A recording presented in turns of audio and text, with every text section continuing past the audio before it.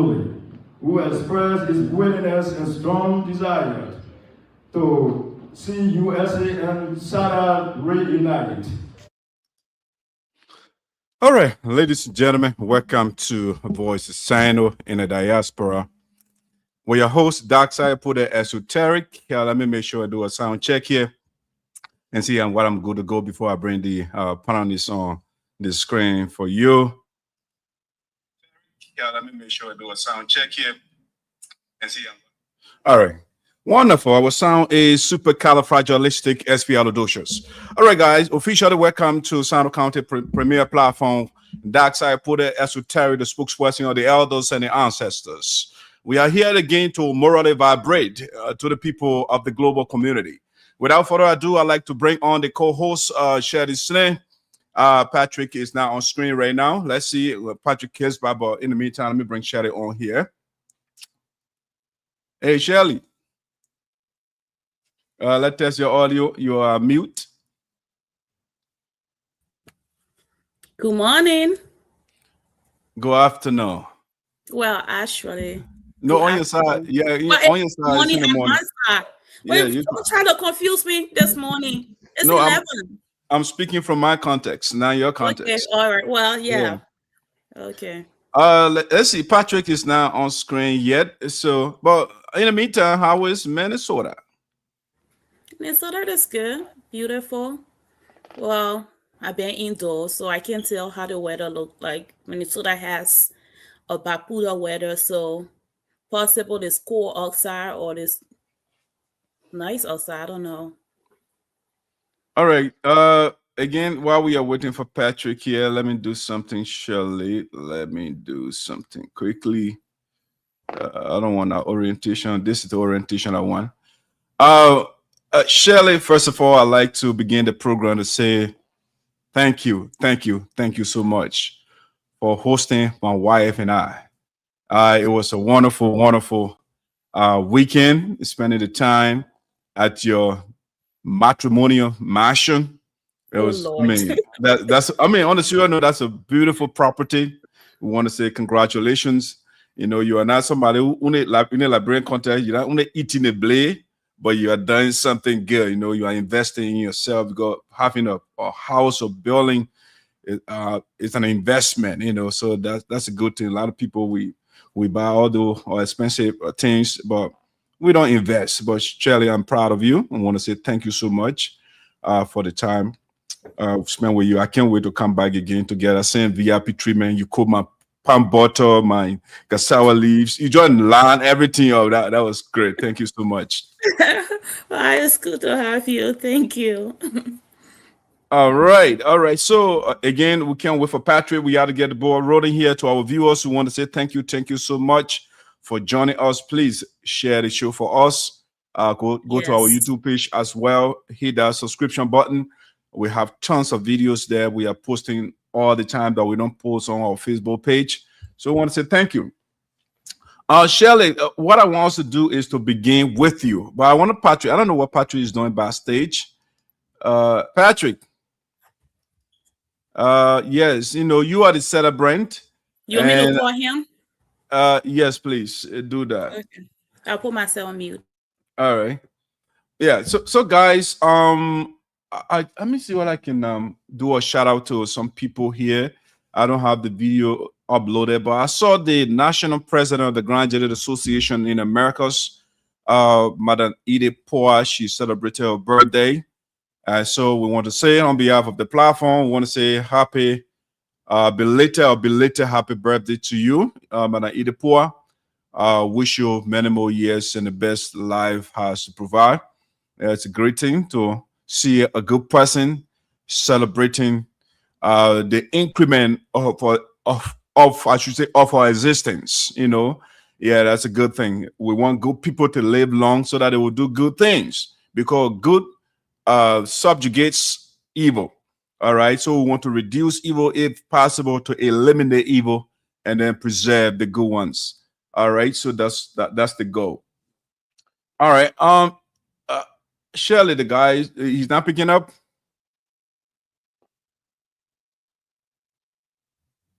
All right, so we cannot wait for the brother. So let's do this. Our first talking point here. Yeah, our co-host. So Shirley, Patrick said he's gonna be coming on soon. okay, yeah, but we can keep waiting for him. We can't wait for you, Patrick. Yeah, so yeah, we got to get going. Got All right, some so birthday shout out and you got some birthday shout out you want to do? I want to saw the national president of that's Graduate Association in Americas. okay, yeah. So if you want to do a shout out to her, go ahead while we kill time a little bit with Patrick. If you like, we can entertain the people a little bit with some of the videos from the convention while Patrick is coming. For So sure, I want to do a shout out to the beautiful queen. You know, I knew there was something special about Sis Ida when I first met her. She is an Iron Lady. And just to put it, now I understand she is definitely a natural born leader, because that's who we are as Leo. We are definitely natural born leaders, and we get the attention of the entire room when we enter. It's a natural gift.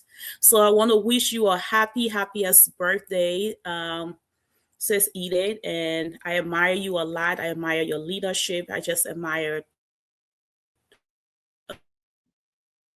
a lot of things about you. So like I said, right, the good people, we need to pray them to live long. We need to come against the fight that people say, oh, good people cannot live long, you know, but we pray that you will live long and you will get to enjoy the fruits of your labor and enjoy your children. So happy birthday. All right, Shirley, out of curiosity though, when people say Iron Lady, I mean, what do they mean though? You know, when you say iron, because that's a human being has bones, and then we're comparing that to something that is non-bone. I mean, so when you say Iron Lady, what does that mean? That means the person is unstoppable, unbreakable. There's nothing that can shake them. They are not moved by anything. They just keep pushing and keep doing what they are called and born to do. So at least that's my definition when I say that. You're unbreakable. Hello? And I can't hear you. I don't know. Your internet is good. Yeah. Yeah, your internet is glitching up. That's why I've noticed a couple of times you kept going off. I can hear you cleared, but it seems like you're going in and out. My yes, audio is good. Yeah, the problem is coming from your side. So I don't think it's my internet. Is it? Okay, do I need to get out and come back on? Yeah, I think so. Because I think you're glitching up. Yeah. Okay, I will leave. Let me make sure I.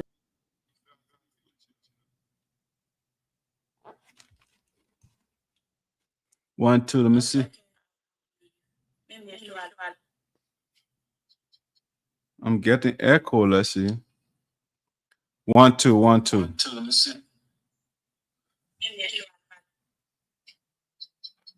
I'm getting echo. Let's see. Okay, I think the problem is coming from Shirley. All right, guys. Sorry for the breaking transmission there, but I'll be right back. Let me check something back here as well. Can you please stay on your feet if you can? Because the medical reason, please stay on your feet to honor our president and the vice president as we walk into the building. Thank you.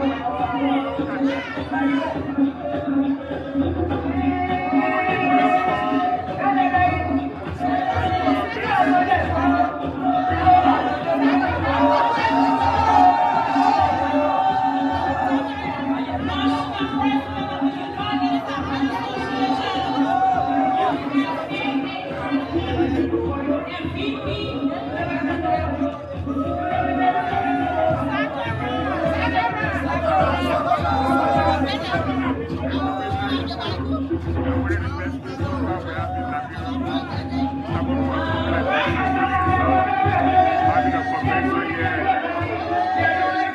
this month. Open Park, Minnesota.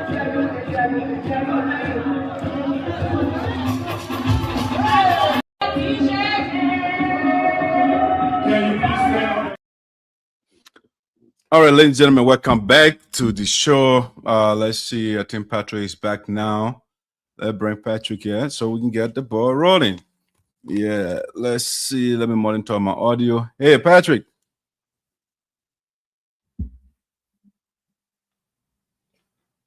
Off mute. Yeah, so Hello? how you doing? How you doing, CEO? And our co-host, man. How are you guys doing? Yeah, the co-host she has a transmission problem right now, so she will be back. But yes, I'm glad that you're back. Your guy holding for you see you're the boss man, my man. We gotta wait for you. So you're the man. I mean, look, I was monitoring from my device, and I want to appreciate you and Shirley, man. I actually admire the esteemed value, and appreciation that you showed me this afternoon, really, by waiting, keeping our audience waiting. And I want to say, it's going to be back with all of you, man. I'm so happy right now. Yeah, I'm so fulfilled. But anyway, I'm back now, and we can move ahead. All right, man. You see, Shirley, good to have the boss man, in Liberia, we wait for the boss. Yes, we did. All right, so let's get to I think the first thing that we want to talk about here. Hopefully I didn't screw it up here for this one. Let's see. Okay, yeah. Let's talk about our co-host Patrick. First, before we'll go into something else. Our co-host Shirley Sneh is on the screen for you, but I will still have to put this here for us. So that let me make is it Patrick? I think one of you, Patrick, you want to put yourself on mute for a second?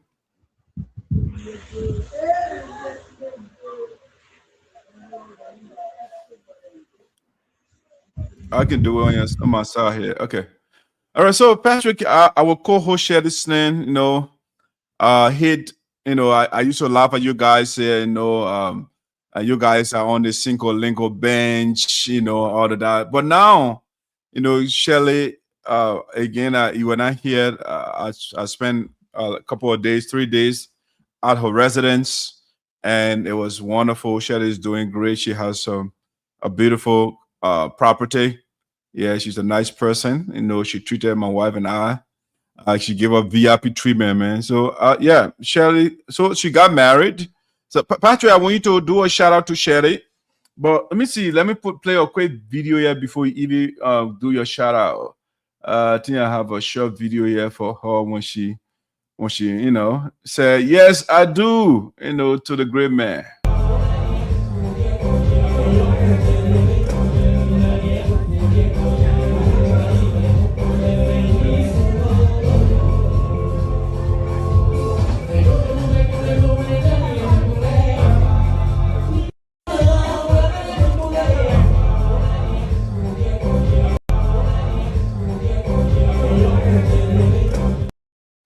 All right, man. Patrick, that was Shirley's wedding. I don't want to play that music for long before we be hit with they got this copyright stuff going on. Yeah. So Patrick, do a shout out to Shirley. Okay. So I don't know. I'm just overwhelmed. I am guided. Yeah, I am so happy for Shirley. In fact, I have always done this analysis to say that just like children, marriage should be by choice and not by chance. Yeah, and seeing Shirley fulfill this philosophy, marriage by choice and not by chance, makes me happy. Yeah, it makes her, in fact, one of the best brides in the world at the moment.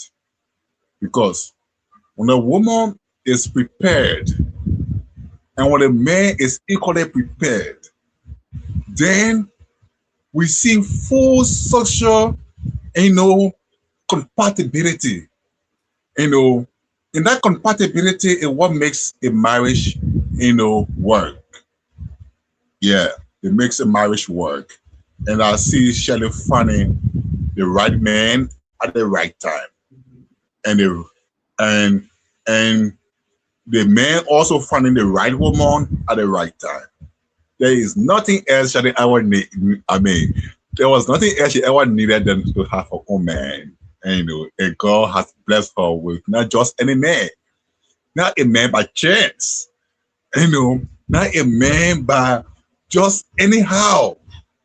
I mean, but a man, of readiness, of preparedness, of love, of care, a man of appreciation, a man who cherishes her to her bones. Yeah, and this is the kind of life, this is the kind of well-love she finds herself in. And I'm very happy to celebrate this moment with her. Even though I was left, because of distance, perhaps, I was kept in a look, but notwithstanding, I guess, my own package of the ceremony is coming. Yeah. In fact, I can remember a time I spoke with him on Shirley's phone, and medicine. Somebody that I've not known. Does he know me? We have not even met or even spoken for some time. But the guy's introductory, his expression of affection actually was something that I really appreciate. And I know till death do them part. Yes. And till death do them part. This is not something for a month or for a year or for your few years. No. Till death do them part. This union is blessed and shall be blessed. This union shall be fruitful, and this union will lead them to their eternal dreams. And Shirley, my sister, I want to say congratulations. Sinoe, Honorable Sneh, Honorable God Sneh, Mother Sneh, I want to say thanks to both of you for giving birth to a beautiful soul. To a wife material, and to a successful and accomplished young lady. Shirley, I'm not sure she has reached 40 or 50. No, I'm not sure she has reached. Okay, Patrick. Yes, yeah. And your thought, I think we got a lot to cover here. So I just want to thank her mom and dad for giving birth, to such a beautiful, soul, training her in the ways of the Lord today, that she herself is carrying the cross of Christ. This is something, and that what makes her marriage so wonderful. It is built in Christ, and it is built on the cross of Jesus, and this is where we find true strength, true love, and true affection building them up together. Shirley, congratulations, Mama, and I'm going to say to all the family who supported Shirley, all the friends who supported Shirley, and everybody who stood with Shirley in this particular happy moment, I want to say thanks to all of you. Congratulations. And our sister is off the market right now. All right. Patrick, thank you. Shirley, since I am the spokesperson of the elders and the ancestors, Patrick went from the biblical angle. And so I like to take you from the edifice of the elders, because that's where I was educated. I was trained. And so in the tradition of the elders, we want to symbolically pour libation to you for your union to last long, to be blessed, to have multiple children, because that's the fruit of the home. We wish you a joyous union. Yes, we are happy for you. Particularly my wife and I, we are extremely happy for you. I went to church the other time when I went to Minnesota, and everybody was excited to share this. So, okay. So your Bible says, One who finds a wife finds a good thing and obtain favor from the Lord. Whatever the Lord is another thing, but in the tradition of the elders and the ancestors who want to say, you shall live long. Your wedding shall be strong. You shall produce more children to come and replace the unethical ones that we have in Liberia, that we have in Africa, and specifically that we have in district number 3. We want to make our place a great place. Thank you. So again, congratulations, Shirley. If you have some comments to share, or go ahead, so we can go to the next thing. Oh, that is so funny. God, Bro Patrick, thank you so much. I received all of those prophetic words. I'm truly grateful. So thank you so much. Madison just have to bring the food into everything. So what's the point of that water bottle? Was it like you putting water down for me? Yeah, that's a libation. That's what we do. We can't do it right now because if we were under the kola tree, I will pour. Lord. Yeah, that's how we activate the elders and the ancestors, their energy. Yeah, that's what we do. Yeah, but Patrick knows the backstory of me being called Single Ni, Single Nene, Single Lolo. So I've been upgraded to not be called Single Nini by mine. I'm not gonna be called Single Nini by the CEO anymore. We'll be on the phone. The CEO will be like, I have to go. I ain't want to talk to Single Nini or Single Nene people this late or this afternoon or this morning. But truly, I am grateful. I'm grateful to the people that put their hand around me, and it was meant to be something really small and intimate. And God has answered that prayer. Then it was all that I prayed for, and I'm truly grateful for my best friend Jermaine, and looking forward to have a beautiful life with him. And definitely, we have one thing in common is our faith in the Lord. And so with that, we know we are on this ride forever. So thank every one of you. Appreciate it.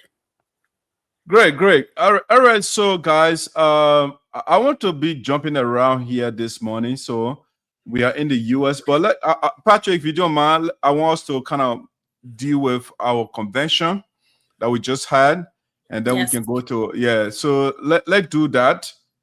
But before we do that, I want to, I know I started from the beginning, but I want us to listen to some voices from the convention, and then we'll go into the details of some of the things. Yeah, but let me start with the board chairman of the SAPO Development Organization in the US, in the Americas, SADA. Let's listen to Robert Tubat when they came to the convention, or if you like, the COCAO, through the efforts of the national president of the USAA, because you got to understand, Mr. William Manor ran on uniting the SAPO people. And so he has been working assiduously to bringing that to fruition. So in the spirit of that, the guys came through, the leadership. So let's play the first video. I'm blessed to be here because we are SAPO, and it's not his strength, it's to help our people. Let's continue to talk and then love one another. We still discuss issues. We still have our differences. Kuna. All of people here. Magica! So we are here to support and let us enjoy the barbecue. We are blessed to be here because we are SAPO, and it's not his strength, it's to help our people. All right, that is the board chairman of SADA there, Robert Tuba. I heard from him. We are one SAPO people. We are here to help our people. That's something I heard from you. Let's go to Dave Cody, the first video. I'm president of the SAPO Development Association.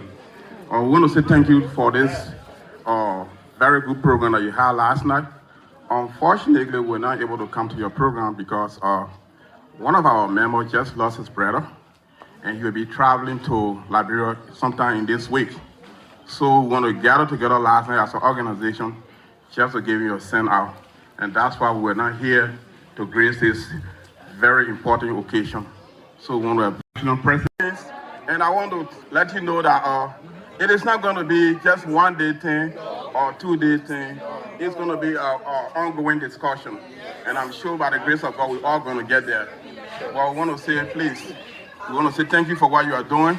It is all in the interest of the Sapo people. Exactly. When we were in Monrovia, sometime March this year, we have been approached on this similar issue like this, that the Sapo people are yearning for unification so that we all come together. So it is something that we, both organizations, have to sit together and have a real discussion on the issue.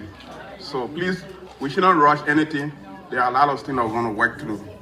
With the support of the National Board of SADA, we are also trying to do our own way to be able to get some of these things forwarded to you. So if we have any information that we need to have you involved to discuss furthermore, we will also let you know.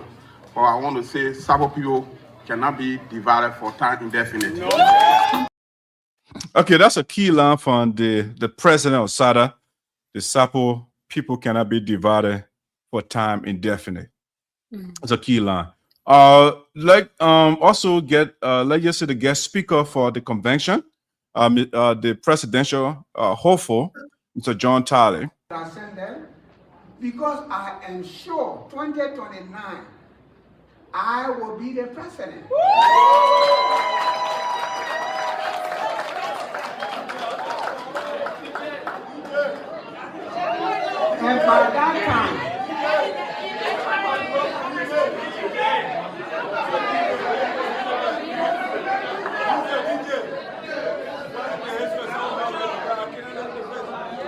And by that time,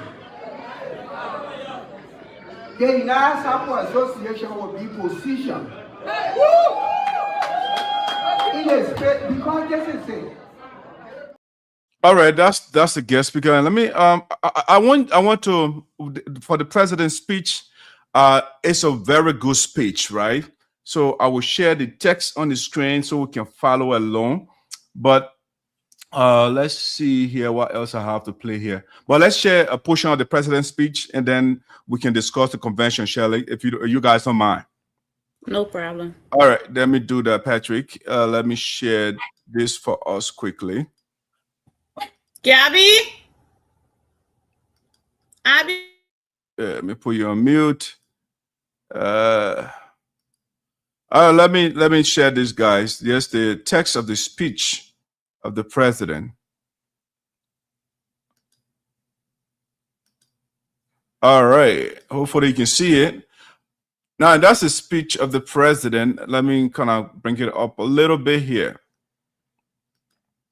All right, so that's the State of the Union address. It was a beautiful, elegant, one of the best speeches I have ever heard in the history of humanity, right? So the theme of the president was, let's see. So as you can see here, United Sapo Association in America, State of the Union address, Honorable William T. Manning, National President, United Sapo Association in Americas. Okay, National Convention, Minneapolis, Minnesota, August 15, 2026. And the theme of the president was, with unity, we are unbreakable. And that's the theme. And the president said, distinguished members of the board of directors, members of the executive committee, chapter leaders, elders, honored guests, and my fellow Sapo brothers and sisters, good evening. It is both an honor and a privilege to stand before you tonight to deliver my first State of the Union address as National President of the United Sapo Association in Americas. 1 year ago in Philadelphia, you entrusted me with the responsibility of leading this great organization. I sincerely thank you for your confidence, trust, and continued support. The past year has not been without challenges. The transition into this administration was not as smooth as we had anticipated, but through patience, teamwork, and God's grace, we have continued to move forward. I am pleased to report that USAA has experienced slow but steady growth, a renewed commitment to our mission, and strong collaboration between the executive committee and the board of directors. One example of this cooperation was the successful inauguration held in Fargo, North Dakota, where we raised more than $30,000 to support the work of our organization. When this administration took office, the assets turned over to us consisted of one projector, one ID card printer, and $47,787.31. Though modest, we accepted them with gratitude and remain committed to building a stronger and more effective organization. The president went on to say, this administration has also strengthened our governance, and we submitted an 11,000 budget for this convention, which was graciously approved by the board of directors. I thank the board for its confidence and unwavering support. The president continues, another major achievement has been the establishment of the Peace and Reconciliation Commission, chaired by Mr. Jerry Massaquoi. I am pleased to report that the commission has made meaningful progress towards reuniting the Sapo family. The commission met with the president of the Sapo Development Association in America, SADA, Mr. Dave Kudin, who expressed his willingness and strong desire to see USAA and SADA reunited. The commission has also written to the chairman of the SADA board of directors, and we remain optimistic that a positive response will follow. In addition, the commission has contacted the court to seek the removal of the restraint order filed during the conflict. These efforts reflect our firm belief that reconciliation is not achieved through words alone, but through dialogue, forgiveness, and meaningful action. To improve the efficiency of our national administration, we procured 2 laptop computers for the offices of the National Secretary General and the National Financial Secretary. My fellow members, our greatest priority remains the Petrokin Hospital project. For several years, this project has represented our greatest challenge, but today I can confidently say that we are closer than ever to making it a reality. Representative Alice Noan has pledged 100 bags of cement, while our First Lady, Madam Hanan Manen, has pledged 8 bundles of zinc. We have also secured the support of Madam Viola Yonsua, Superintendent of Sincon Statutory District, and Honorable Alexander Naslewin, Superintendent of Sinoe County, who has offered to make county construction contractors available for the project.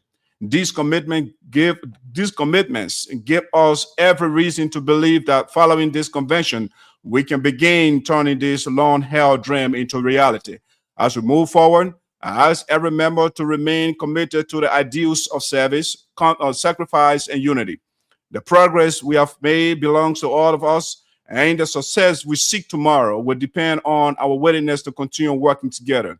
I extend my heartfelt appreciation to the executive committee and the board of directors, our chapter leaders, committees, donors, and every member of USAA for your dedication and unwavering support. Your commitment has made every achievement of this administration possible. As we begin another year, let us unite around one common goal: the successful completion of the Petrokin Hospital project. Let it become the defining achievement of our administration and a lasting gift to future generations of the Sapo people. As I conclude, I ask each of us to remember why we came together as one people. Organizations may have different names, but our blood, our history, our culture, and our destiny are one.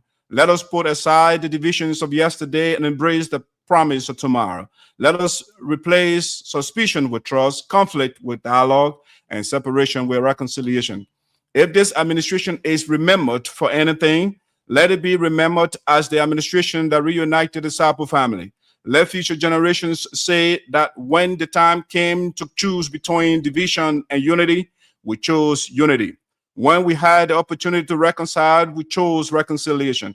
And when our people needed leadership, we chose to stand together. Together, we will complete the Petrokin Hospital project, strengthen our organization, and build a brighter future for all Sapo people. United, there is no challenge we cannot overcome and no dream we cannot achieve. May God bless the United Sapo Association in Americas, bless the Sapo people wherever they may be, and bless the Republic of Liberia. I thank you. So that was the magnificent speech of Patrick by the national president of USAA, William T. Mane. All right, so guys, I just want us to give your perspective of what you got from the convention, and I will give you some further information as to how much we raised and those things. So let's do Patrick first.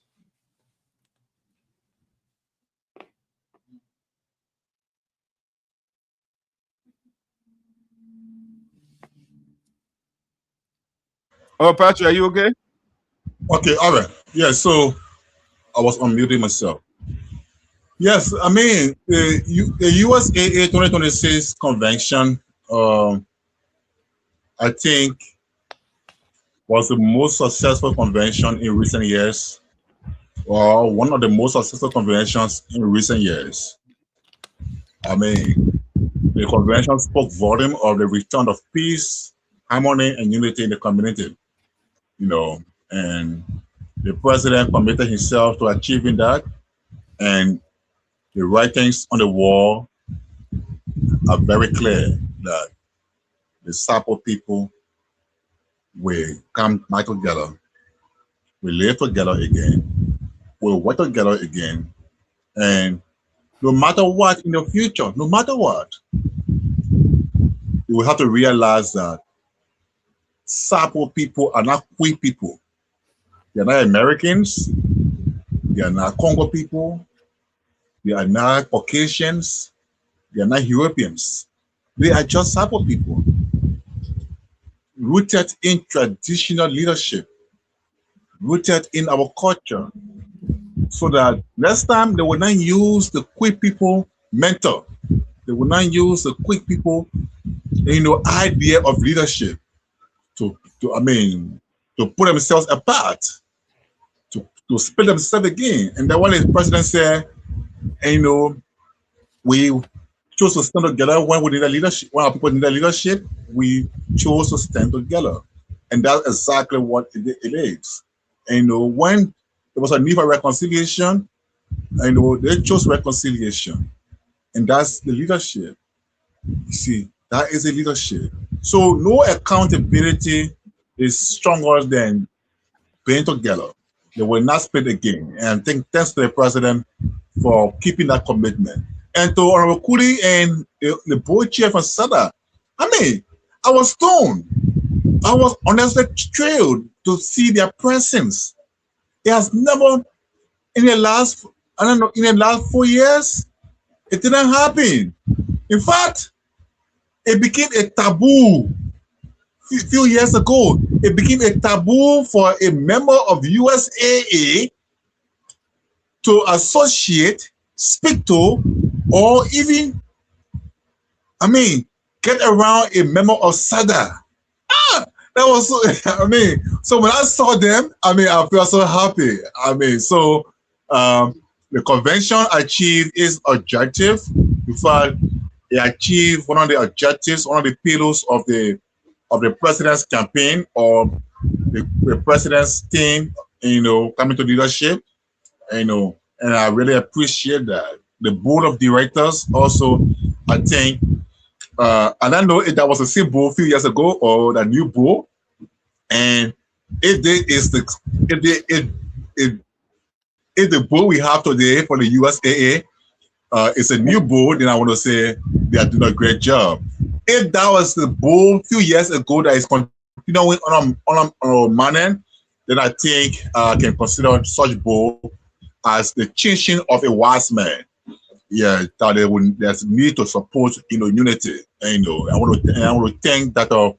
Patterson for his leadership and for at least the fight-stubbornness in ensuring the community comes back together. The chair lady, yeah, Patrick, you're slightly off camera. You're slightly off camera. You come on the left side.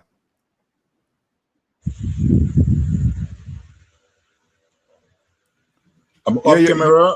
There you go. You're good now. You're good. Yeah. Okay. Yeah. The planning committee, the chairladies from the various chapters in the national chairlady, I think they put their best into the whole convention, and that's why the result, the result was so good. We don't know how much they raised. We have not seen the figure yet. We are not here of the figure yet. But they talk about 80,000. We talk about 80,000.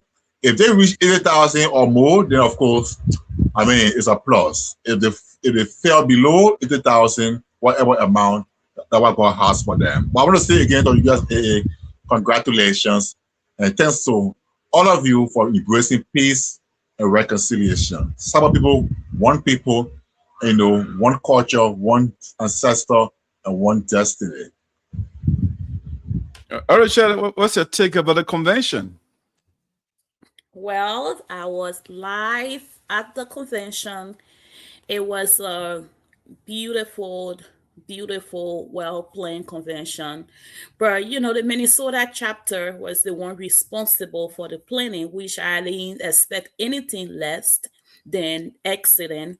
So it was well planned, and it was a beautiful time with my people, the Sapo people. Always a beautiful time. But I think my highlight and takeaway from the convention is to have a president who, from day one, his goal, his plan, his purpose, his platform was on unity. And he wasn't playing, putting a team together to make sure that they are intentional in bringing the Sapo people together. And I think if I was the president, I can fully say that that was accomplished. He did accomplish that, to see our other brothers from the other side showing up, and not just showing up, but showing up with so much energy, so much excitement, ready to unite the Sapo people again. To me, there was a win. There was definitely a win. And the atmosphere was so different. I have attended so many conventions, but the atmosphere for the 36th convention of the United Sapo Association in Americas were completely different. It was welcoming, and everyone that showed up over there knew they were there for unity, knew they were there to be together. So I want to say good job to our president. There's so much work to be done. Like the other president from the other side said, it's not going to happen overnight. It takes a lot of work, a lot of effort, and every one of us working together, being very intentional in working together, and knowing that we are Sapo people. So I really have so much. And then another takeaway from me at the convention is I'm one of those people that criticize the chair lady. I can't lie. I want to be very popular with that. I criticize her when it comes to the fibrate, the morning from the fibrate. The last convention we had, I was in there. I was very loud about getting to know how much we raise for the fabric. And I think when we have time to criticize people and they do a great job, we should also come popularly to tell them thank you.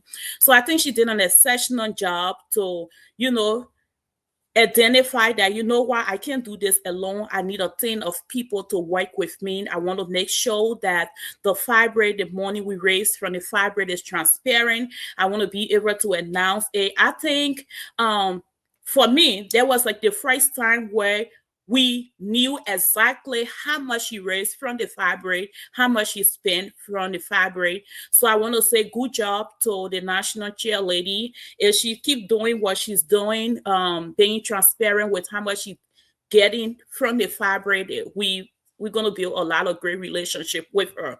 So it was really great. I think they raised a lot of money from the fabric. And I was one of those people that she called and said, you have to sell this last t-shirt right now.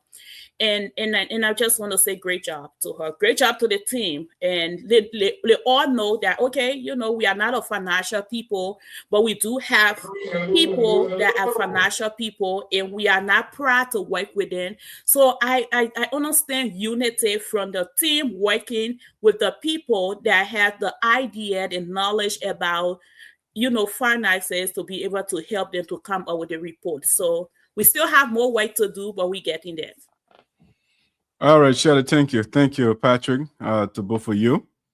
Yes, indeed, this last convention was something different. Yes, it looks like USAA entering a new era, which I really like. I met the board chair for SADA, Robert Tuba. He was like, that's how you put it. I mean, you get problem. And we're live, that's how it's supposed to be. you know, but he said, you know, I like the fact that, you know, you criticize us, but when we did the right thing, you said it, especially when we completed the, you know, the event center in Liberia. You know, and that's what Dr. Yepuda is all about. When you do it right, I will say, I will give you the kudos. You know, when you do it wrong, I mean, definitely I would say, you know, when it comes to building the event center, the guys did great. So I must give it to them. And our former president did not do good, for sure. You know, I shouldn't praise her for not doing something good. But my takeaway from the convention, for example, I just read a speech, and a couple of things that I took from it. The president said USAA experienced steady growth and stronger cooperation between the executive. And I mean, that's something in the past we had the board and the executive, they're always fighting, you know. So I like the fact that the current administration and the board, they are working together in concert. That's a good sign. You know, our former president is always fighting with the board. You know, once it doesn't go away, it becomes a problem, you know. The speech I also took away from there. They said that administration's inauguration in Fargo, North Dakota, raised over $30,000. That's something that I took from there. He also said USAA inherited $47,787.31 from the prior administration, the Francois Myers administration. That's the amount they inherited, $47,787.31. All right. He also said they also obtained a projector from the prior administration, and then an ID card printer. They got that from the prior administration as well. The president also indicated that the board approved $11,000 for this year's convention. All right. So the amount raised, we can deduct $11,000 and see whether we gain or it was a loss.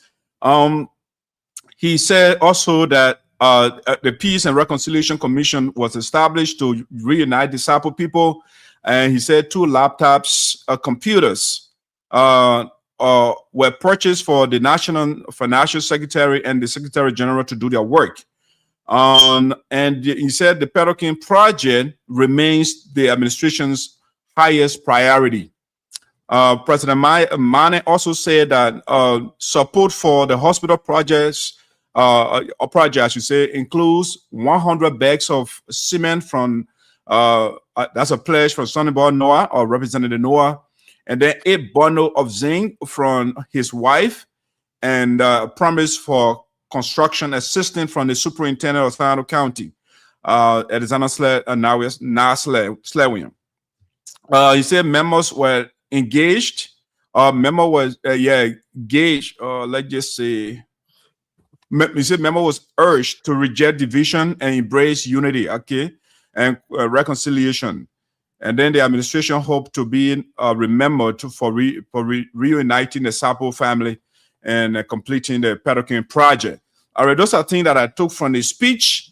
When it comes to resolutions and stuff like that, let's see the resolutions we got from the convention. Let's listen to the Secretary General. Let me play this video. So we can listen to the Secretary General when he presented the resolutions. All right, that's our Secretary General here.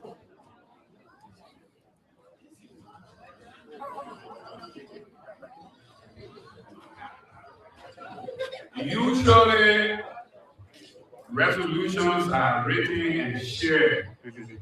But let me tell you why I didn't print it up for us. We went through the headache of printing the programs. Even as you can see today, today's activity is in our program, but you didn't see it in the hand of MC or whoever here. All of the activities from Thursday, everything is in that booklet. And so every day when we come, we meet, we're supposed to be looking in that pamphlet or in that booklet to go through those things. And I noticed that for the past 2 days, including last night, so I decided, all right, all of these efforts are a little bit not welcome or so I'm not going to be wasting papers. So since we have the electronic devices, since we have our what they call it, chat room over the course of the week, I'm going to write these out, clean it, and put them in the chat room so that we all will have copy to what was said. By resolution, I will need for the past 3 days, or say 2 days, Friday and Saturday, we've been sitting down and we are talking. And then at the end of everything we talk about, we agree on what to do or what to say or what we should do the following year. So that's why we made the decision we reach. On Friday, the decision we reach on Saturday. That's what I want us to hear today. Not much, but it's good when you come somewhere, you take 1 or 2 things to take home with you. Because I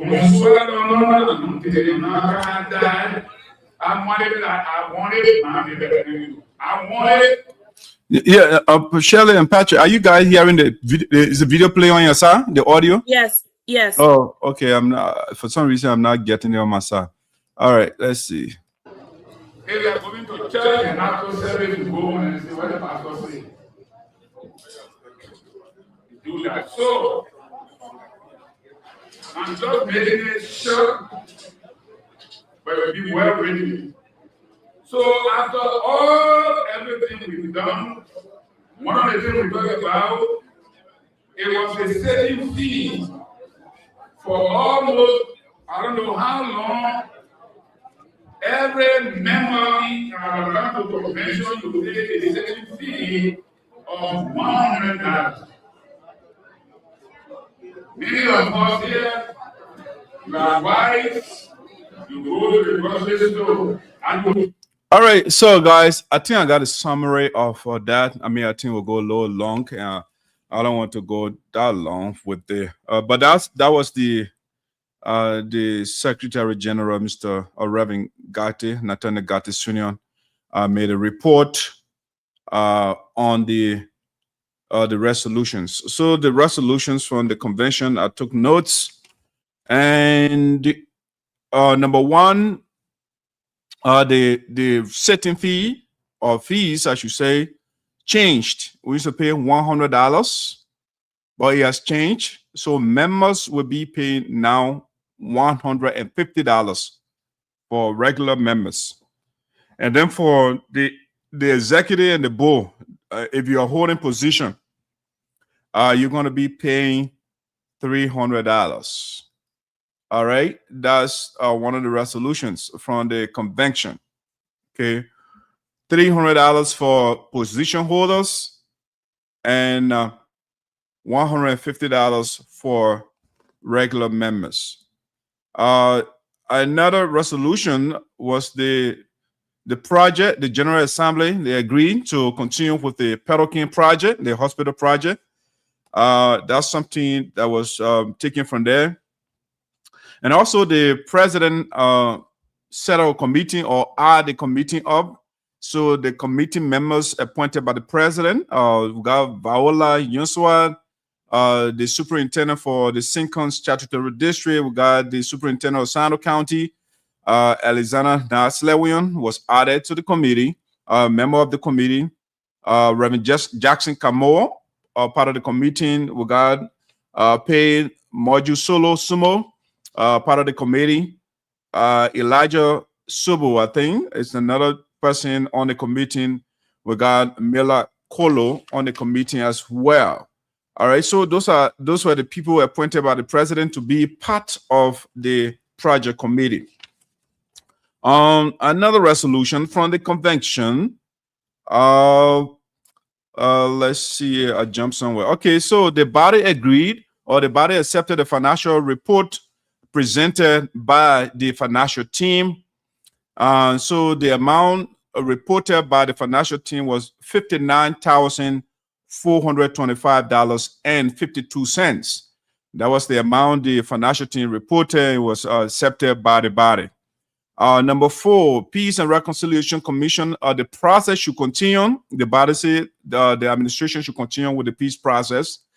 And then number 5, North Dakota, we'll put it to a vote, and North Dakota won for next year convention to go, to go to 2027 convention to go to North Dakota.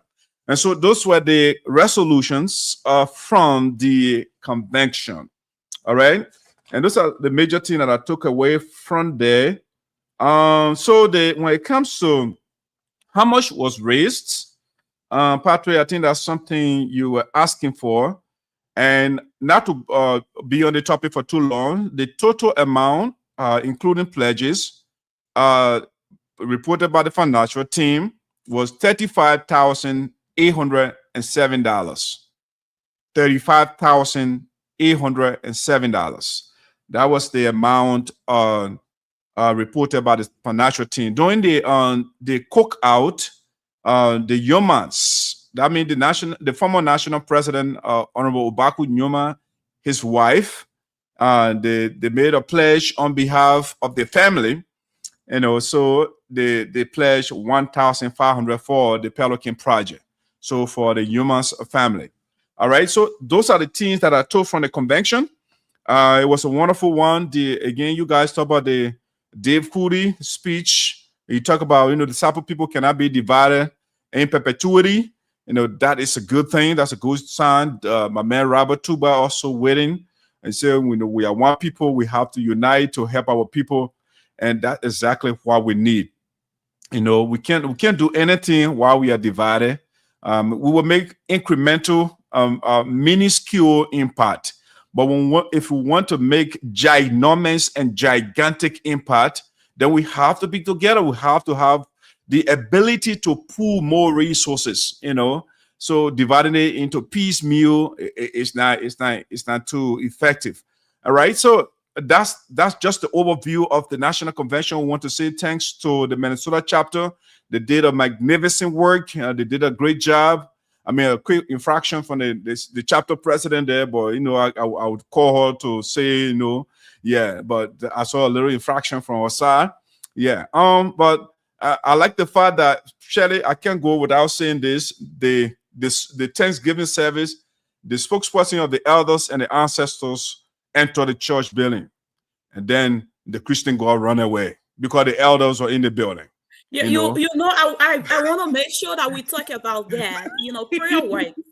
All the prayer and fasting that your wife been doing, you made it to church for sure. So that was really shocking. And I see you even trying to quote the Bible when you were trying to congratulate me. So we getting there, because God has a way of humbling people, and I have no doubt that you will get there, Madison, talking about I make it to church. Yes, of course you did. So yeah, we getting there. Small. Next time you will be changing the whole thing here and be saying we having you come in John Safari testify now on the show because you need to testify.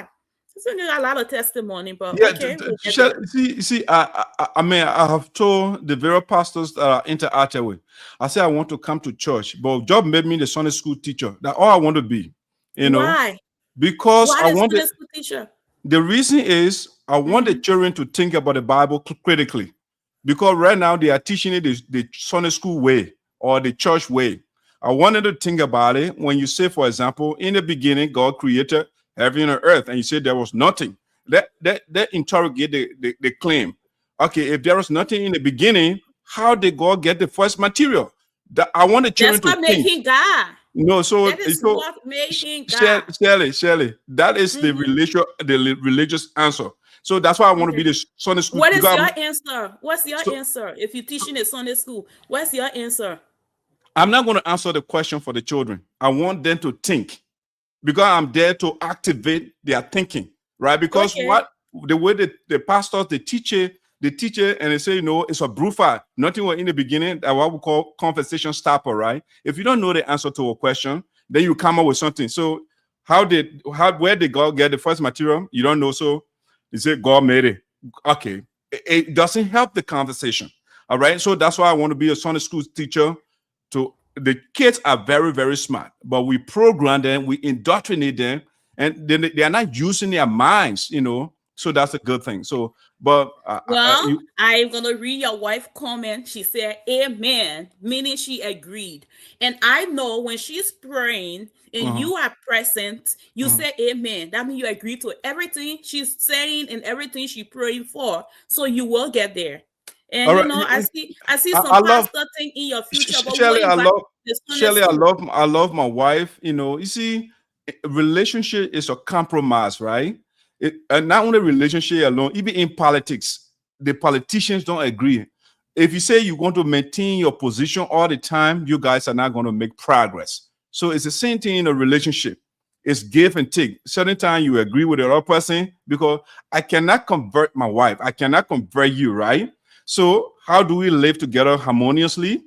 Like what you espouse, I just go with it, you know, to make you feel happy. It makes you happy, right? My job is not to make you unhappy. You know what I'm saying? That's on the show tonight. You're talking about that on the show, yeah. My job is not to make my wife unhappy, no, or anybody around me. So when I say something that, you know, that's shaking your foundation, You know that two praying people you get in your life, your wife and your mom, you will not eat.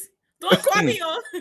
are you acting at the Chinese people not around here? But my wife, I mean, again, she very strong. She knows her material. She convinced that, you know, Jesus is the Lord, and I can't take it from her. That's good, you know. But we just have to, you know, that what makes relationships interesting, Shirley. When we always agree, it's boring, you know. Let's try to debate each other, challenge each other position, and that's what we do. We debate it, and when she agrees, say, okay, sir, the other one is a deadlock. No agreement on the one, so let move on to something else. That's good, you know. But she will challenge me, and we challenge her. That's how it's supposed to be. But every time Mr. Brown say, Shirley, Jesus is it, and Shirley say, yes. Because I know Jesus exists. I don't need Mr. Brown to tell me that. It's just boring, you know. It's just boring. Okay, yes. Shirley said the same thing, and Mr. Brown said, yes, that's true. You know, no question, you know.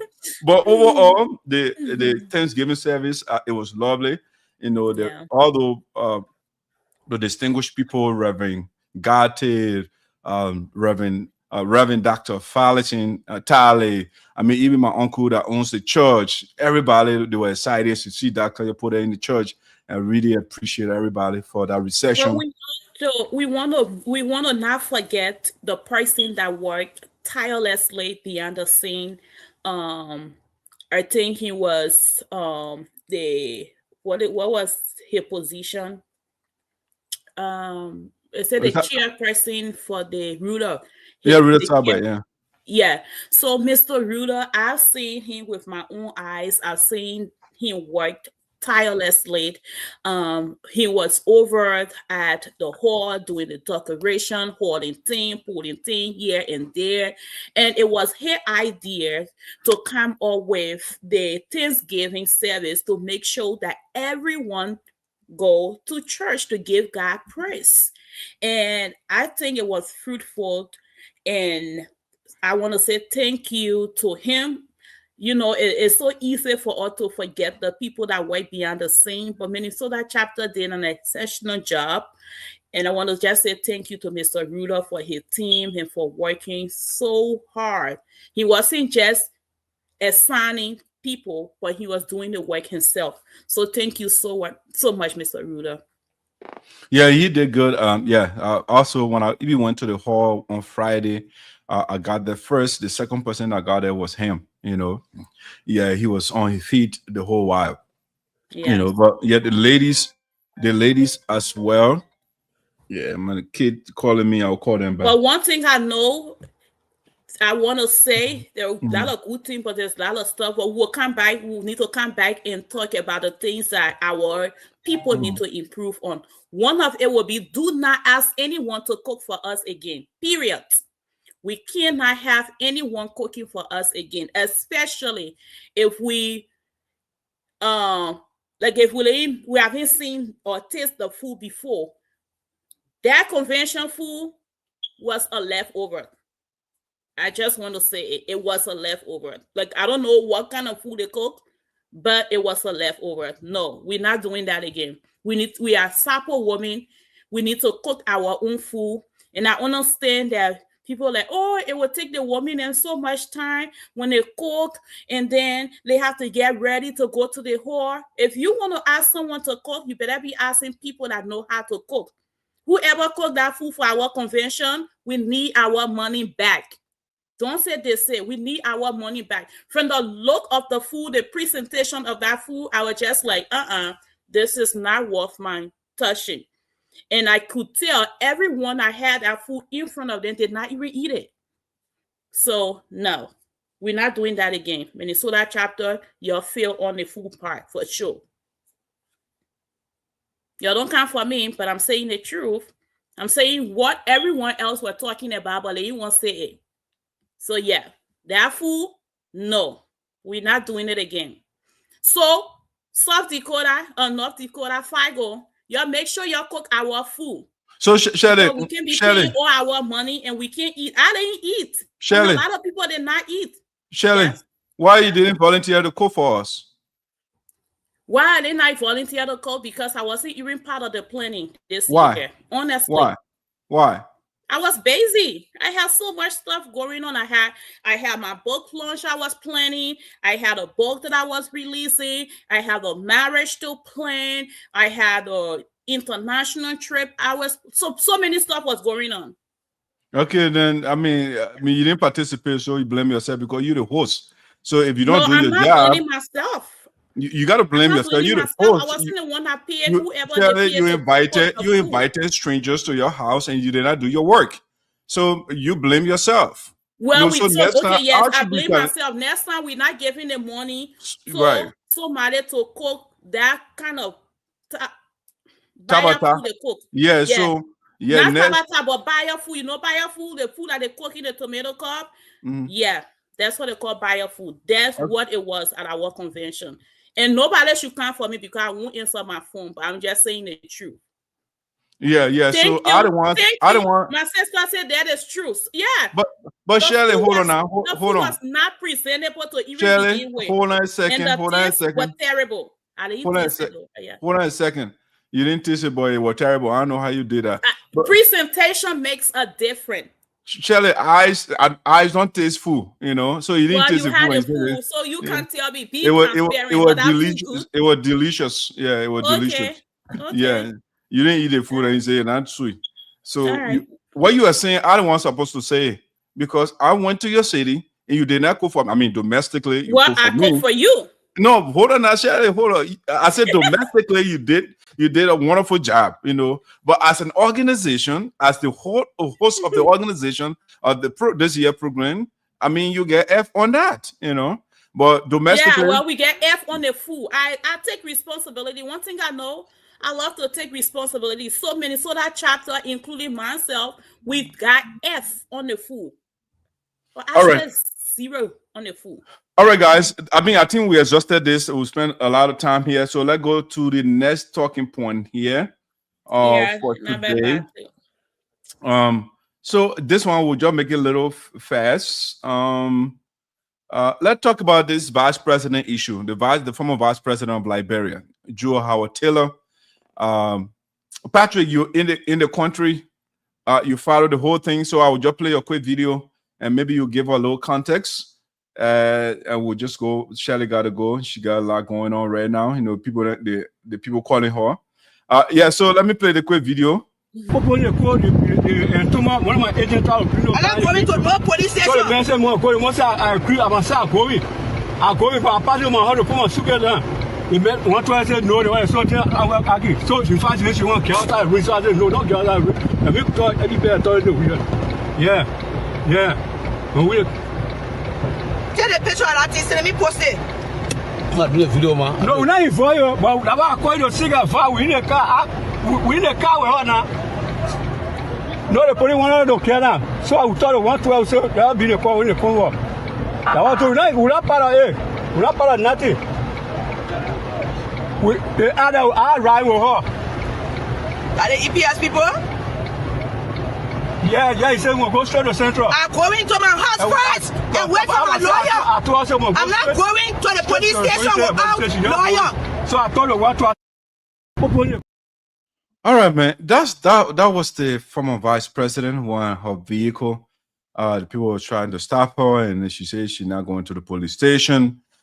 She's going to go to her house and get a lawyer before she goes to the police station. All right. So, Patrick, let's talk about the former vice president of Liberia. Let me stop that screen share over there. And yeah, I'm going to bring this. So, Patrick, come on.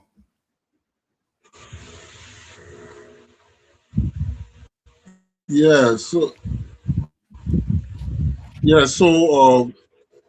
I mean, the arrest and detention of the vice president, the former vice president, actually came as a shock to the whole nation and to the world. From information we are gathering is that it is not that the former vice president she was caught on the spot with drugs or drugs discovered in your vehicle or in your home. But the whole link leading to an arrest and detention, I mean, coming up with seven drug-related charges or offenses is something that got to do with a phone call. A phone call recorded between the former vice president and the drug cartel. All right. It also had to do with the use of her authority as former vice president, or vice president, though not verified yet whether she issued a direct instruction or through a written communication or verbally, or whatever means she may have instructed the foreign ministry, to issue a diplomatic passport to a drug cartel or people believe to be drug cartel.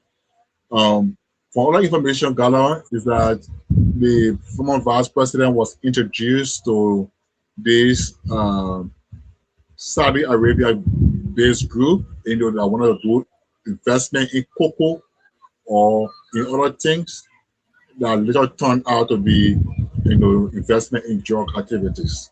So it is all confusing at the moment, but the police have already charged her officially, and out of shock and out of heartbreak, maybe trauma, the former vice president, instead of being admitted at the Mora Central Prison, for pre-trial, she now been admitted at the government's Institute of Medical Science, where she receiving treatment. But here is the thing. But here is what I have been thinking about. What I have been pondering on. People have different description of the situation. Some call it witch hunt, some call it selective, some call it a targeted, hunt of the former VIA officials and everything. But the question sometimes I got to ask myself is, the vice president wasn't arrested until the day she chose to leave and to travel to Accra to attend, quote unquote, a women conference. Okay, so all the time the investigation uncovered the vice president's link, the former vice president's link to the whole situation, or connection to the situation, the phone calls, and every detail that the investigation gathered. If she was a person of interest as the police, or did not call her at her home, or did not go there to say, Madam former vice president, you need to come to the police headquarters to answer to some questions as person of interest. And then subsequently, for no questions perhaps, she could be charged. She could be charged there immediately and forwarded to court in 48 hours. The police didn't do that. The police did not do that. The police did not even summon her at all. They did not even notify her. They did not even give her a tip-off as to whether she's connected or not. Until the day she chose, in fact, they allow her to leave her house. They allow her to drive through safely to the RIA before intercepting her, to arrest her. But the question also is, did the police receive credible tip-off that the vice president was escaping? Maybe he hadn't been informed, because in every security situation, there are insiders. Maybe somebody may have tipped the vice president, somebody might give you information that, well, they are coming for you anytime soon. Whether that was a situation she was escaping or she was really going for a women's conference. But whatever the case, being a former vice president, being a diplomatic passport holder, or being somebody who has provided service to the country at the second highest level of government, couldn't it be wise? Couldn't it be more reasonable? Couldn't it be so esteemed, so respectful of her status, to have summoned her, to have invited her, or to have placed her on house arrest right in your home, place her on house arrest immediately after knowing that she got connection. The police didn't know all of that, all the tactical approaches that could have led to an arrest of the former vice president. They didn't know everything until the day she chose to leave the country for a women's conference. So in my opinion, there's two ways. Either the law does not specify where somebody can be arrested for a crime committed or allegedly committed. Secondly, the police simply chose to disgrace her, to bring her to the lowest degree of disgrace, or the police simply try to tell the whole world, that indeed Liberia's current and former officials are really involved in the trading of drugs and trafficking of drugs in the country. Yeah, so that's what we've been following so far. But if you ask me my honest, independent opinion, if indeed the vice president was linked or is linked, got serious connection, indictable connection, and there is credible and indictable evidence against her of a connection, actually, then I think the law should have no mercy, and the police was really on course with what they have done. But if it is just still an allegation and no indictable evidence, no probable cause to say, yeah, maybe based on a mere phone call or based on diplomatic passport issue, is she a foreign minister to issue a diplomatic passport? If it was wrong to issue a diplomatic passport to a foreign national, join CDC thing that they said during the CDC time there was no system, there was no control, there was no standard, in governance. Was that the case as well? So we got many questions to ask, and we still look forward to having many answers from the authorities as to really how link. Yeah. Patrick, let's bring Shirley on here. Okay. I think Patrick has laid so many things down, went in depth with the whole thing of getting a former vice president from the airport and asking some tough questions. I'm here, okay, as he was talking, let's just play those questions Shirley as well. Yeah. Shirley, there's a caller here. There's a caller here. Let's see what the caller has to say. Are you hearing me? Yeah, I can hear you. This is Mr. Mondable. I'm not a security personnel, neither a cyber security, but the little one that I've been hearing and following, I think the LMP, they did the right thing. One thing Patrick said, where did they inform her? No, they can't inform you to do something like that. That's not how it works. These are all secret recording that they did on her, and they proved it. And she listened to it. And first of all, she knew what she was doing in the country. She knew all the dots that she was, connecting. She knew all those things. Even if I would say this, when we our government took over, the vice president, her first statement, it is our time to eat. That's what she said. So they didn't come to government. So why you plan for in the future during your administration? That's what they are getting. And I'm sure somebody said we are coming to Liberia. I know we are not coming to Liberia. No, they got all the things what they call we are at Langley in Virginia. Those are some of the things that were going through where we are. How do you know for sure? Because that's why they call him for, because there are a lot of things that were happening. Mr. Modibo, how do you know that's what they call the president for? Because it was a secret. It was a secret meeting. So how did you know what was discussed?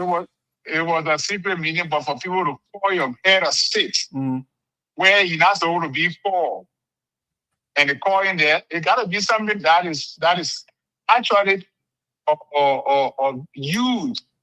I mean, this morning call for info. In the first place, when the people started their administration, the first thing they built what? A drug cartel place. That's what it did. Mr. Modibo, I think you are taking attention from the current administration. It is on Joseph Burka watch right now that we are seeing drugs all over the country. These are the things that they are involved in. That's why now it comes to light. That's what I'm trying to throw light on. Yeah, but you acting that Joseph Burka is innocent, though. I'm not saying Joseph Burka, that honor Joseph Burka administration, that how can Joseph Burka administration, they are taking charge now. So, but why is it that the investigation is not starting with the president himself? The investigation can't start with the president. Got to start around the president, then before it goes to the president. Oh, I thought the decomposition of the fish starts from the head. So the president, when the head is rotten, why should we go to the tail first? No, the hair. I don't have proof the hair is rotten. This is why I'm making the claim. The president, as we speak right now, the president built a mansion that we don't know where the money came from, and now we are seeing drug dealers all over the country. So how should we can't infer that it was the drug dealer that gave the president money to build his mansion? That's why he's not telling us. It's not a fair conclusion to draw. No, that's not a fair conclusion to draw. You got to have evidence to excuse the man or allegedly. I said, why is he concealing? Why is he concealing the source of the resources? Why is he not telling the Liberian people?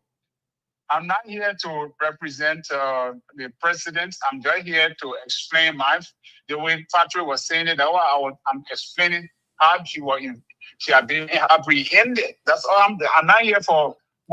No, but you are going to George Weah administration, and that's why I'm coming. Because you are not balanced. You are not balanced. You are going at George Weah administration. Esoteric. Yes, sir. I call to add to the conversation. I'm not here to balance anything. No, you are not being fair, because if everybody is implicated or has some, yeah. What I know, that what I'm trying to put my or 2 cents into. I don't know. I'm not going to say it.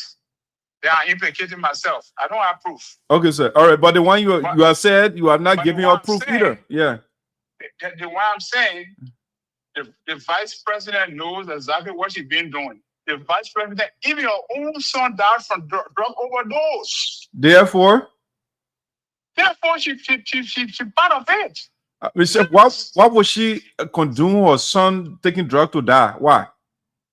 Why would she condone? Yeah. I don't have answer to that, but as far as I know, her son died from overdose. No, but you connecting her to that. I mean, we are our parents. Sometimes our children, they do their own thing. So why link the parents to the? It to her because of what they are saying right now. The way I'm coming to link her to that. But our son, she been fighting it for her son to get out of it. At the last of many, he passed away, and he passed away from overdose. Now they come back to around her now. All the connection, all the phone calls, they collected and put it right before her face. All right, well, we are not seeing that yet, but Mr. Madu, thank you. Let get back to the show. Yeah. I don't want to add to that. Thank you. Appreciate your contribution. Thank you, sir. No problem, sir. All right. So Patrick, I think Shirley is off. Yes. Again, the vice president, the charges that the government put on her, the Liberia's Ministry of Justice, they got unlicensed importation of controlled substance or controlled drugs or substances, if you like. They also charge her unlicensed sale, delivery, distribution, and transportation of controlled drugs. They also charge her of illicit trafficking of controlled drugs and substances. They also charge her of criminal solicitation, criminal facilitation, criminal conspiracy, money laundering. Those are the charges on the project. Those are serious charges. Now, Patrick, personally, I don't want to put my personal biases in this discussion, but I have my view of the former vice president. All right. I personally think that she is not a good person. All right.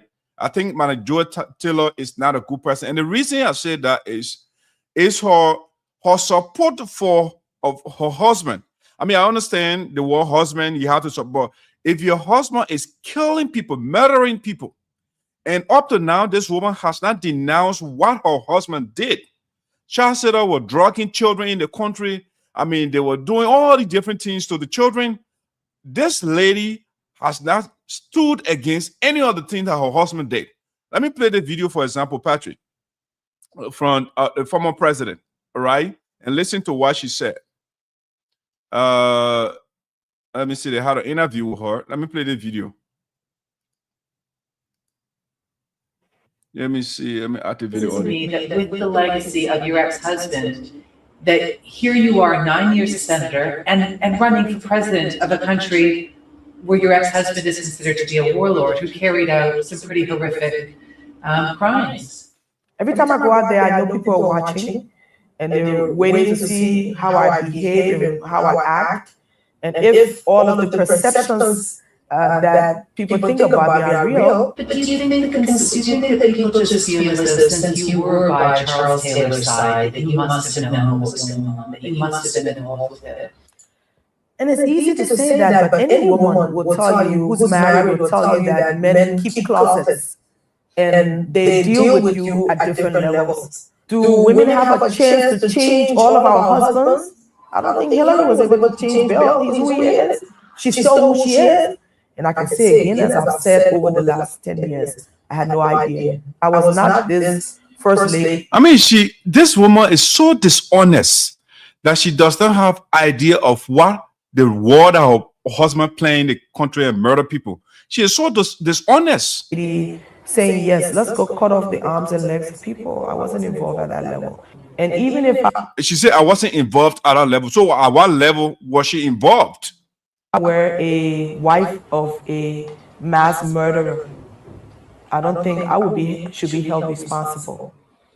I haven't heard the wives of bin Laden being charged with the crimes he committed because they were women.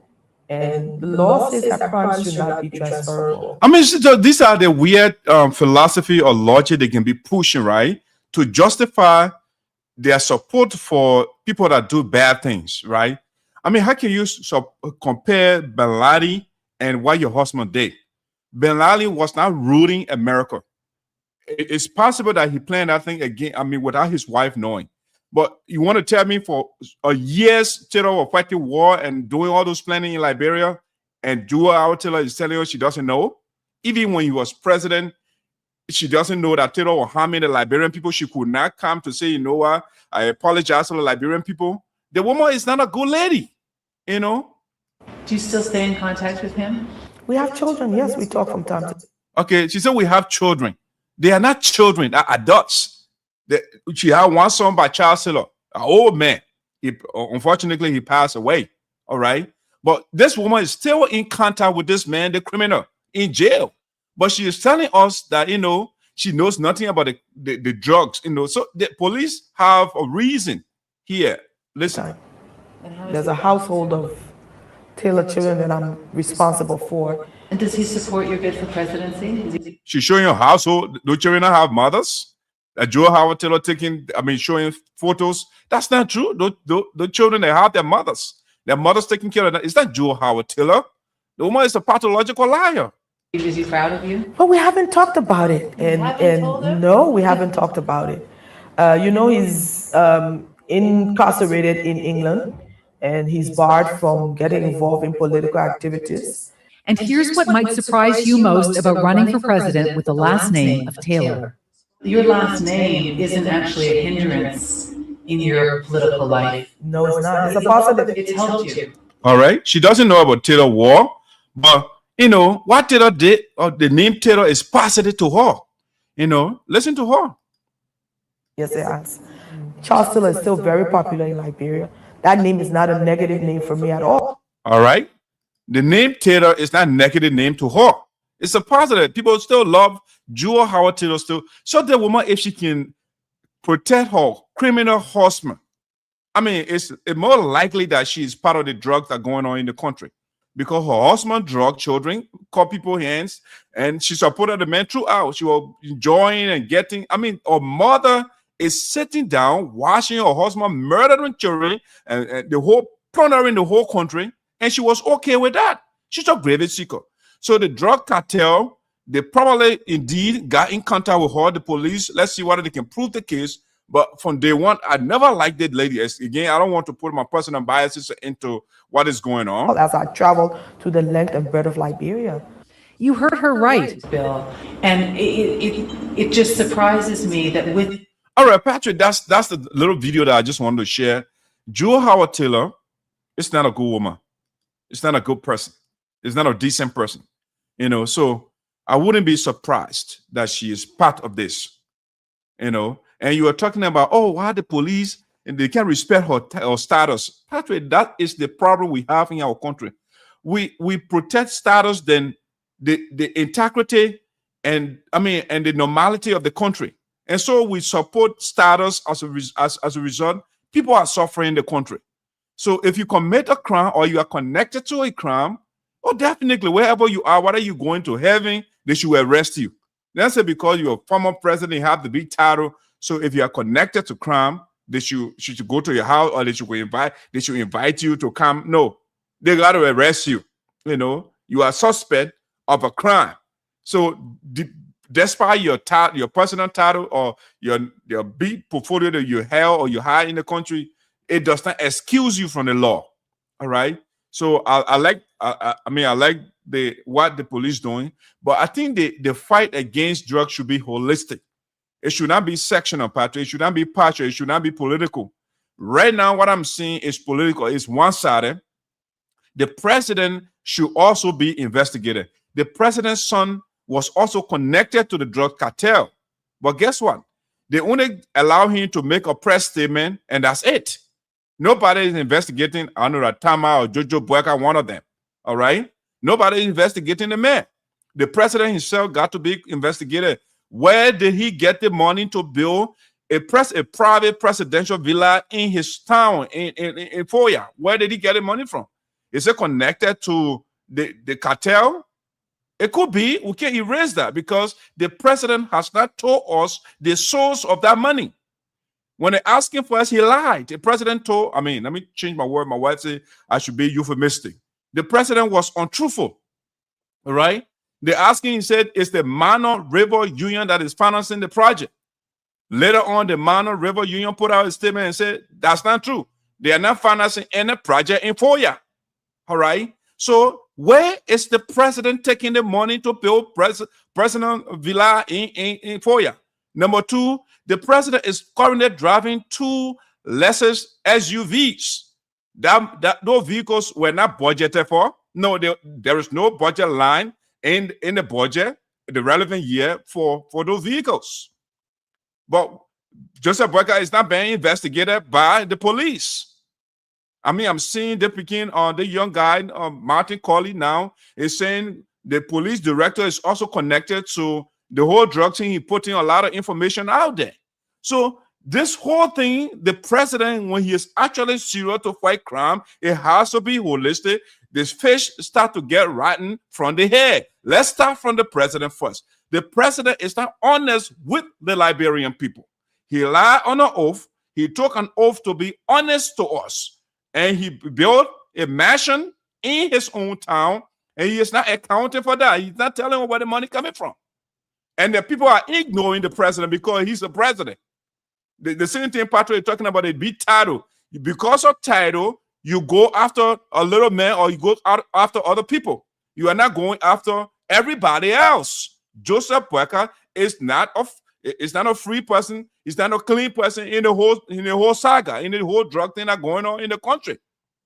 There are some officials, Joseph Boyka came and said everybody should do drug tests. There are some officials in your government that have not taken drugs up to this point, and no punishment for those people.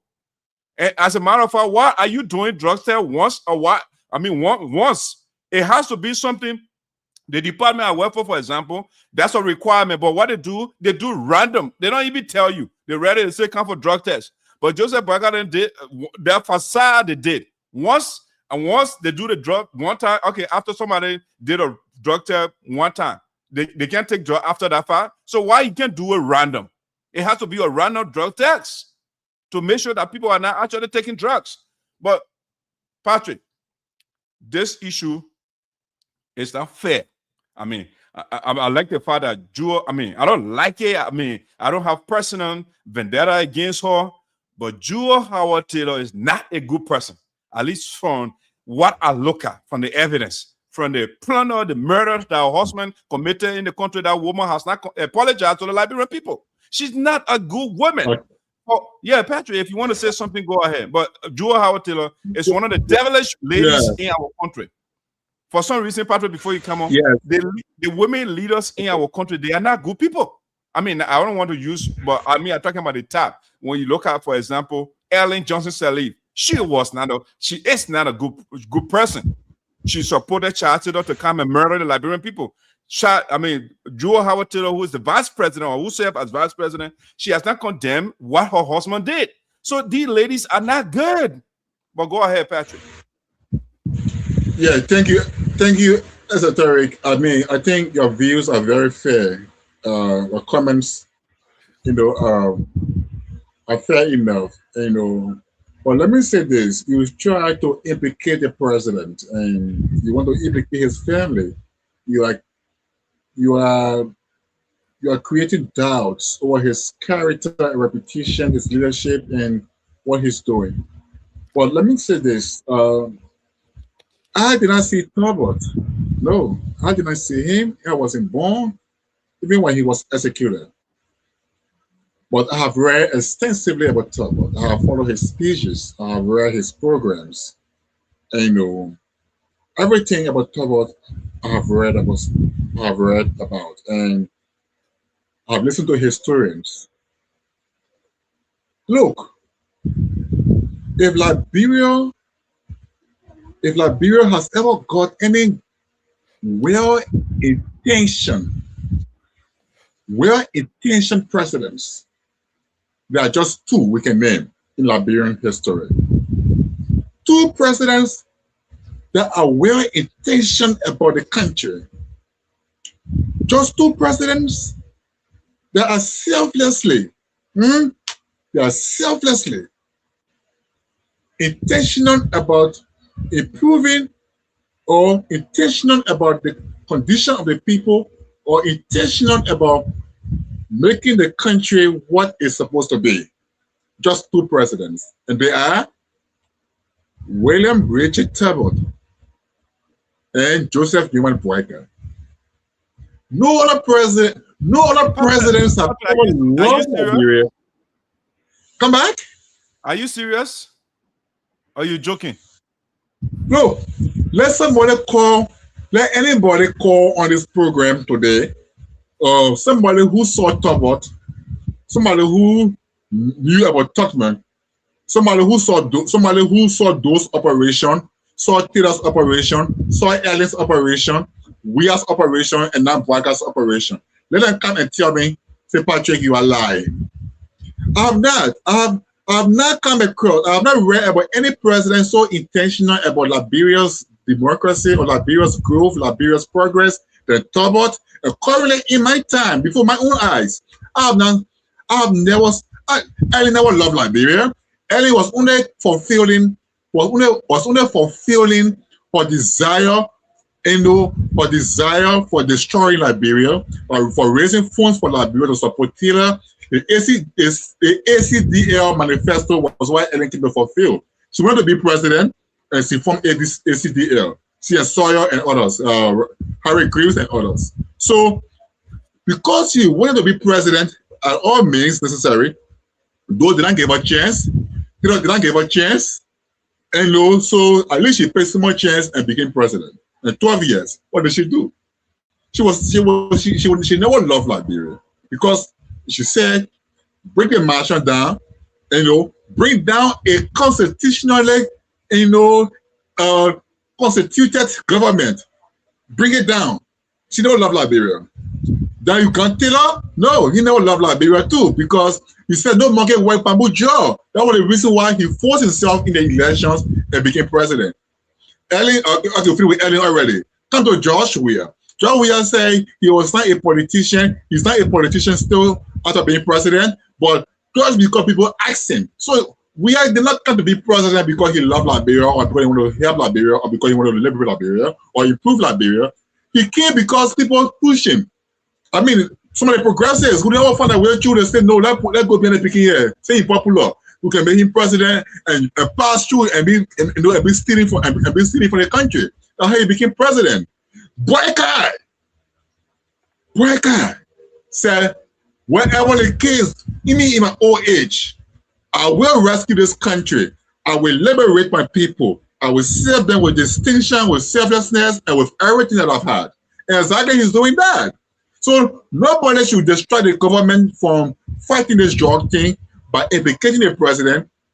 Nobody should destroy the government from its current stance against drug and its current position in terms of development of the country and its progress. I mean, we appreciate everything.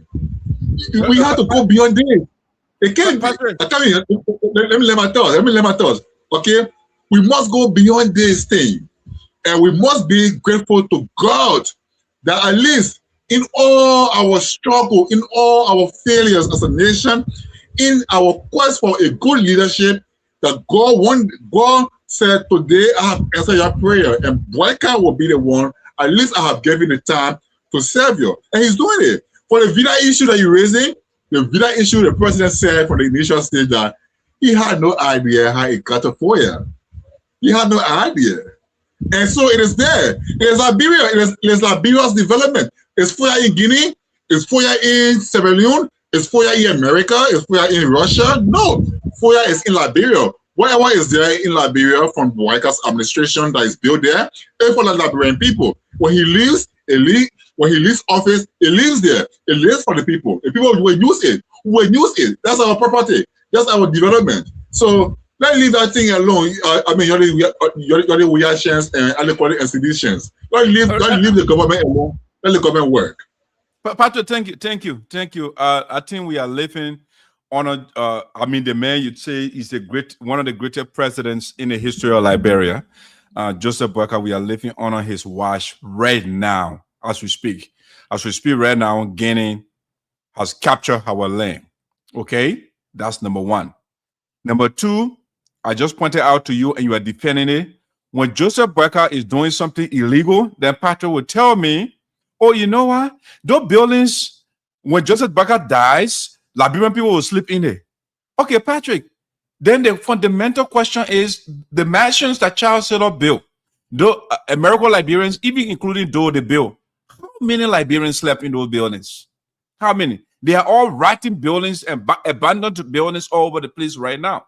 So when you say that Joseph Boyka 4-year mansion or mansions, I should say, you will sleep inside it. Good Lord with that thing, Patrick.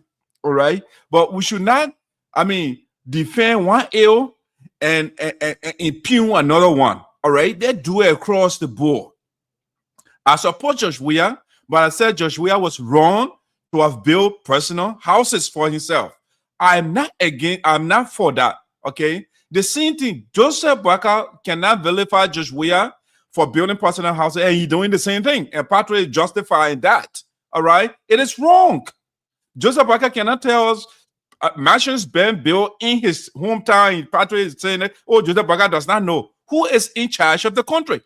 It's not like this platform right now. I am in charge, and something is going on. And Patrick said, I will come here and tell Patrick, I don't know about it.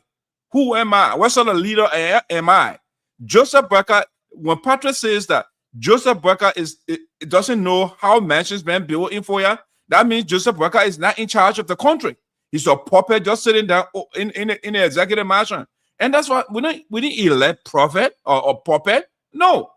And Patrick said, you say, I'm casting doubt on the integrity of the president. No, I did not cast doubt on his integrity. He casted doubt on his own integrity by telling the Liberian people, or which you just said that, okay, mansions were built in Foya, but he does not know. So he puts his own integrity in question. Secondly, he came public and said the Mano River Union building those buildings, and the people went and refuted what he said. So he is putting dent on his own integrity. He cannot be trusted. That's what the old man is. That was 40 years in government, and we don't see anything being done in Foya. And right now, he is not investigating himself. He going after one side. I'm not for Joel Howard Taylor. Joel, if the charges can be proven in court, let the woman go to jail. Okay? Let she go. The fact that she was a vice president for you, Judge Weah, does not exclude her. As a matter of fact, I was totally against the idea of Judge Weah taking the wife of a murderer to be his vice president. I was totally against the idea, because I thought Judge Weah was a clean guy, and he is still clean until the court evidence can prove otherwise. Do I support the mansion he built? Absolutely not. I don't support that. But again, I'm not building a clean or flawless person here. Okay, I'm looking at it from the utilitarian perspective here. The greater good for the greater number, and that's what I'm looking at. So if you look at the policy of Judge Weah, they are in the interest of the majority, and that's why I want to continue. Joseph Boakai policy right now is not in the interest of the majority. Since Joseph Boakai took power, he has not built one hut for our suffering people, but instead he is instructing his security or the people to demolish people's homes and making the people homeless. So Joseph Boakai policy is dangerous, and right now drugs taking over the whole country. All right. So the investigation should start with Joseph Boakai, the president of the Republic of Liberia, who cannot tell us where he took the money from to build the mansion in Foya. That he part of the cartel. That's why he hiding for us, Patrick. We are not gullible people here for you guys to come and bring rhetoric here. Okay, let's talk about one of your favorite presidents before we go to the next thing. You talk about Richard Arrow Tober, whatever his name is, that American Liberian oppressor of the people. All right? So, Patrick, all you have to do is just cursory. That's the word, cursory. Cursory research on these people. You see, when you are reading the book, Patrick, the first question you should ask yourself, who is writing the book? All right? Who is the author? What is the background? What worldview, what perspective is the person coming from? You got to answer those questions. Some of the books that you have read are from the perspective of the oppressors. And that's why they praise those people.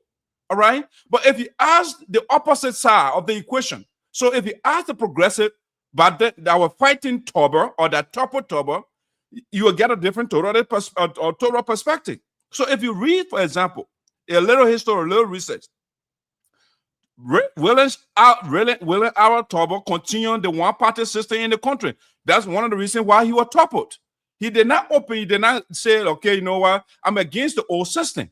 He will continue the one-party system in the country. All right? He marginalized the indigenous people. The political power, wealth, education, and economic opportunity remain concentrated largely within the American Liberian elite. On his watch, the economic inequality in the country. Most Liberians live in poverty, while government officials and politically connected families enjoy wealth and influence. That was what was going on October. Nepotism and conflicts of interest. All right? Nepotism and conflict of interest. Tober appointed several relatives and associates to influential position, creating the perception that government served a privileged family network. That's what went on his watch. The October proposed rice price increase. That what brought the riot. Okay, a plan to raise the price of rice, the country's main staple food, right? Place an additional burden on poor citizens because members of the Toba family reportedly had agricultural interests. Many Liberians view the proposal as self-serving. That's why the conflict came. All right, that's why they toppled him, Patrick. The daily rest riot. Okay, the daily rest riot on April 14, 1979. Security forces violently suppressed demonstrations against the proposed rest price increase. At least 40 people were reportedly killed during that time, Patrick. That's the man you call. Hundreds were injured and many others were arrested. All right. Liberia's Truth and Reconciliation Commission, they describe all those things in the document, Patrick. Suppression of political opposition. Opposition leaders were arrested. And the Progressive People's Party was eventually banned as public resistance intensified. That's what Toba did. This thing you guys don't read them because you go by those things that the people that are for them they wrote. Okay, failure to dismantle structural injustice. Okay, Toba attempted to include more indigenous Liberians in government, but his reforms were too limited to dismantle the entrenched system of political and economic exclusion. Okay, Patrick, the key word there is reform. Okay, and I am not a reformist. A lot of people they preach reformation. You know what reform is, Patrick? Reform is you keep the system, right? The bar system in place, but you tweak things around it. Say for example, slavery, right? Slavery was an institution. So the people say, how do we make it better? How do we reform it? How do we make it a little better? Okay, let's make the slave to eat. Let's give them some food. When they cook, let them get some of the food. But guess what? You are maintaining the same system. So Toba was a reformist. He was not an abolitionist.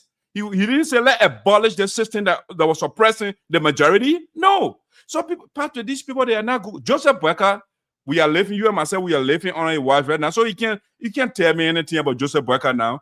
And the literature is there on top of all the 0 presidents of Liberia. All right? But that is not the story today. The topic of discussion is Joseph Boyka allowing the proliferation of drugs in our country. That's what we are talking about. And he is not going after himself. He is going after just Joa Taylor. Should she be investigated? Absolutely. I think she is not a good person, and she should be investigated. All right, Patrick, let's go to, unless you want to say something, let's go to the next thing. Yeah, one minute. I will not take much of your time, but 1 minute. You made a beautiful point. You said, Patrick, before you read a book, you should ask about the writer. That piece of history you're reading, or pamphlet, I don't know what is that you're reading from. You need to tell me who wrote it. Yeah, please tell me who wrote that. Who wrote that thing you got reading there? Patrick, I just said that one of the sources. I said the Truth and Reconciliation Commission. It's in the report. Okay. Yes. Somebody. That statement is actually okay. So the TRC wrote it. Fine. Thank you. Good. Thank you. Look, we have to be real to ourselves. All those outlandish charges they brought against Tobert, those flimsy excuses they make they have made to justify their evil against a good president and a people's servant leader. But let's leave that. Let's leave that. Yeah, it's on the topic today. If you want, Patrick, come in 1 minute. I want to clarify something so that you can understand the point I'm making. Did you know the reason the Chewy party reluctantly sold Toba in as president? Look, the Constitution 1847 says when the president dies or resigns or incapacitated, the vice president succeeds him. But when Tubman died, because those crooks, they knew that Tubman was walking away from them. He was not aligning with the ideology anymore. He was more of an indigenous, person than an American Liberian, person. They refused. The courts refused to even acknowledge the man that he was the vice president and was supposed to succeed Tubman. The guys nearly twisted the whole thing around because they never saw him as himself. Did you know Tubman was wearing party t-shirts under his coats when Tubman was president? Did you know that? Did you know that? Let's get to our topic, please. We should spoke indigenous language, the original language of the nation. Look, Tubman was a victim. He was a victim for his changed attitude toward, he was a victim for changing from the bars, from the bar American Liberian, philosophy to the indigenous people's side. And that was the reason why they agreed to give it up as a sacrificial lamb. Tubman, we can never have a person like him now except Waka. All right, Patrick, thank you. When somebody wants to infiltrate you, they have to learn your language. All right, that's what toward them. They were learning the language. They were acting and they were wearing the t-shirt. That's what manipulators did do. All right. So Patrick, for some reason you are frozen on the screen. All right, now the video is live now. All right, so those tricks, we know those tricks. But let's go to the next thing, Patrick. Let's look at Sinoe County here. We have been seeing a lot of developments lately on Facebook. Different people are coming up to contest. So we see Sinoe 2029 heats up as new political names emerge. Okay, the road to 2029. All right, is it early? Probably, but they say preparation before time, right? The sooner the better. You can't wait last minute of time before you start to do preparation.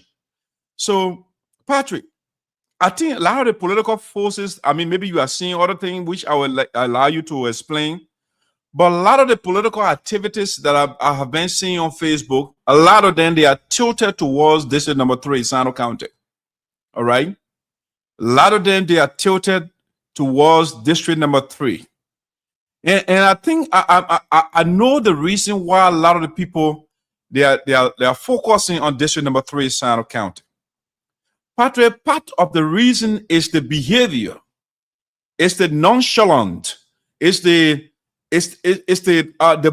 boyish attitude of the person we have right now as the representative of our county. It's the playfulness, it's the avarice, the greed for the acquisition of resources, for personal aggrandizement or accumulation. And that's what the primitive accumulation of resources or assets. That is why getting the people incensed. They are getting angry. They are getting indignant about the leadership, the way the guy who is in charge of our district is running the place, Mr. Alex Noah. So now, Patrick, let me show some faces that are expressing interest so far in district number 3, Sinoe County. Let me bring that witch down. Joa Taylor is a witch. All right, she's a witch. If you support somebody who murder people, you are a witch. All right, now, so the first person, I think, Patrick, you know the gentleman, right? I think he contested before he expressed a desire. I think Goodrich, Chinye, whatever that last name is, you can pronounce it for me. But Goodrich wrote on Facebook, the consultations regarding the 2029 election in District number 3, Sinoe County, are ongoing, okay? One thing that is clear, we will collaborate and endorse one candidate from Tajawan and Sangwe. Patrick, this is serious. It's getting serious for Sonny Boy Noah, okay? I want to read that sentence again. One thing that is clear, we will collaborate and endorse one candidate from Tajawan and Sangwe. It is a must that this time, Tajawan and Sangwe in District number 3, Sinoe County, produces the representative after the 2029 elections. Because our brothers from the other side of the electoral district has been leading us for a decade. Okay, look at the politics that are going on right now, right? It's the other side politics. Okay, so basically it's the crew versus Sapo politics, because the guy does not want to say it, says the other side. So it's the other side politics. This endorsement will be based on track record, political experiences, and a clear understanding of the work of the legislature and the political process. Okay, we've been watching all the political shows in the district, but we are awaiting the conclusion of our national, district, and community consultations. Okay, that's a gentleman. He wants to run, but he said, you know what?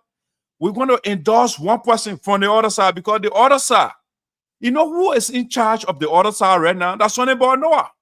What is he doing? What is Sonny Boy Noah doing? What bill has Sonny Boy Noah sponsored since he been in the Capitol building? Nothing. Nada. Zilch. Zero. But I will show you what Sonny Boy Noah has been doing.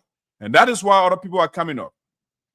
Now, if you have the gentleman, Paulson Gatti, we are also hearing Mr. Gatti's name. He is talking about getting in the race. All right?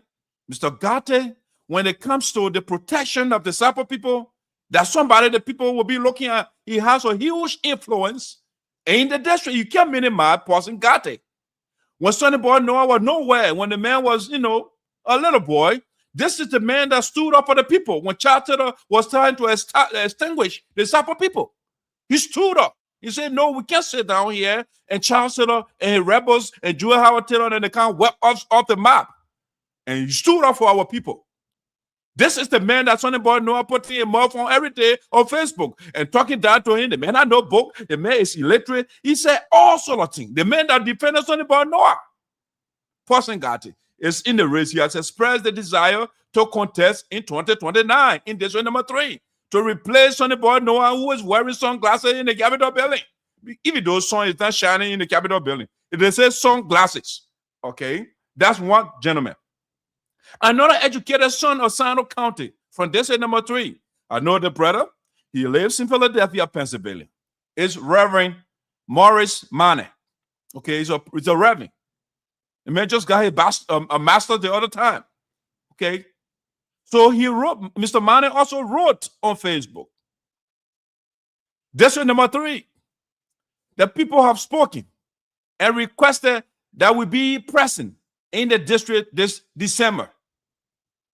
We are ready, prepared, and honored to answer their call, receive their petition, and stand with them as we move forward together. Team Mane. Okay. So Mr. Mane, December, he will be in Liberia so that he can amalgamate to work on his team so that Sonny Boy Noah, who is a real estate man in the Capitol building, so we can take the man from there. I don't want Sonny Boy Noah. Any son or daughter of Sinoe County will be better over Sonny Boy Noah, because Sonny Boy Noah is a disgrace to our district. I will give you evidence why I'm saying this. I will play videos. I will show you pictures of the playfulness and why our people are dying. Sonny Boy Noah is having fun and drinking liquor on Facebook and posting those things. And our children are not in school. The mothers, when they go to the hospital, they say, bring your own medication, bring your own paper. Sonny Boy Noah is not doing anything. He's building palaver huts. What can you do with palaver huts in 2026? Nothing is going on in district number 3. I was watching Kudi Jette the other day. He came from Liberia. And he said something. He said when he came, he went in our town, our people, the people, when day breaks, they go and sit down and just doing nothing. All right? They just sit down. They sit down to that same place when a gossiping they will do it all day. That's what they will be doing. And then they point a finger at, that the man they deported for America. They gossip. That's what they do. Because Sonny Boy Noah, the man that represents our district, he cannot create the job opportunity for the people to go to work. So the best work the people can find right now is gossiping. It's just sitting around 24 hours, nothing productive. The people just sitting around. They're waiting for Sonny Boy Noah to come from Monrovia to get their phone battery. All right? And that's the district. That's why you see Mane is coming up. Passing Gate is coming up. And Goodry is saying, you know what? We're from the other side. Even though I don't like his politics, when he start to preach the other side politics, that division, that TJism. I don't want to go to the philosophy of TJism right now. But the man is preaching the philosophy of TJism, tribalism, division. He is not telling us, you know what, we'll get better ideas to replace Sonny Boy Noah, who is without ideas. He's talking about the other side politics. All right. So if you look at the lineup, it's getting serious. District number 3. We get Christian Tbabo, a strong young man, intelligent. Christian Tbabo, when Mr. Zaza went to Liberia the other day, he went to the papa, he said, Elder, I need your blessing. If you're not running 2029, I will need your support. Sonny Boy Noah has not visited Mr. Zaza. So you expect Sonny Boy Noah. So I look at the people, I say, you know what? These people think our people, they don't know any better. The man has no relationship with the elders in our county, with the young people in our county, besides a few guys that work in his office. All right? Reverend Kolo is doing something in the district. What is Sonny Boy Noah doing before? What did he do before coming to politics? Nothing. No achievement. Kolo is educating our county, our district. Kolo even educated Sonny Boy Noah. Right now, Kolo that's Sonny Boy Noah enemy. That's how terrible Sonny Boy Noah is. And that's why some of us, we are making effort to have somebody that will work with you, whether you agree with me or not. Sonny Boy Noah can't talk to me. The spokesperson of the elders and the ancestors, Sonny Boy Noah called a speech. He called a speech from Christian Tbabo. He called a speech from Reverend Kolo. He called a speech from Claru Mane. He called a speech from Joseph Weto. He called a speech from Pei Gwelenya. I mean, who will vote for Sonny Boy Noah now? Who will vote for their brother? Patrick, I want to bring you in here. But our Ayatollah, you can see the man is going down expeditiously. The man is going down. It's going down so fast. And tomorrow, nobody will remember. But Patrick, before I bring you on, let me show you some of the activities of the song God's Weary Lawmaker we have. The man that does not, cherish, that does not value his identity. And he wants to be the Arab man. He's dressing like Arab man. And he's wearing sunglasses. Some of the things that he's doing on Facebook, that his supporters are healing, they are celebrating him while the people are suffering in Sinoe County. Let me show you. Let me show you, for example, Patrick. This is very sad for our district. Where are my pictures? Where are they? For example, look at this, Patrick. The office, our office, as we say, the chief, what they call chief of office stars, whatever his name is, Oliver, whatever his name is. These guys are proud to post on Facebook as achievement of Sonny Boy Noah his personal properties in less than 3 years in office. And the man is posting Sonny Boy on our Noah house or home in Tobacco. He put it up. On our Noah home in Pine Town. On our Noah home in Bedable Creek. Now, when you ask the same man, say, where are the homes for the citizens that elected Noah? The people are sleeping on huts, mosquito injecting them with plasmodium, the disease that can cause malaria. That the only injection the people can get. All right. Noah is building all the different. Just in the district alone. I'm looking up to Oliver to also post all the homes of Sonny Boy Noah in the whole country, so we can celebrate it, man, too. But you can't want to do district number 3. How many homes? Post the homes of Sonny Boy Noah in Greenville district or district number 1. Post some of the homes in district number 2 as well. And post the one in Margibi County. Post the one in Maserado County. Let's see what Sonny Boy Noah has done for himself in less than 3 years in office. Okay? This is why we are having Posting Gate is coming up. That is why we are talking, Guruji is talking about, okay, the other side. That is why we are seeing money is coming up, because we have our current lawmaker who is building homes for himself, houses. And what is he doing for the people? Little or nothing. Or if you like, he only carry phone battery to the people. He carry rotting cars if you don't know roads in Sinoe County. He said he buy to transport children to school. He said the district is the largest 5 statutory districts. But once one old car can go to Drazan, that's it. Sonny Boy no abandon the people on the cruise side. He's not doing anything for those people. The only thing Sonny Boy can do is build his personal house in Tobacco. And that's why the people are saying, you know what? This is not good for us. That's why men are preaching tribal politics right now. He go build mansion in Tobacco where the people are hungry. The poor children are not in school. And Sonny Boy build a personal mansion in Tobacco. Pastor, let me bring you on here. Let me bring you on. But yes, let me play this video that I want you to see. Where is it? Noah. Okay. Let me play. I see it. It's right here.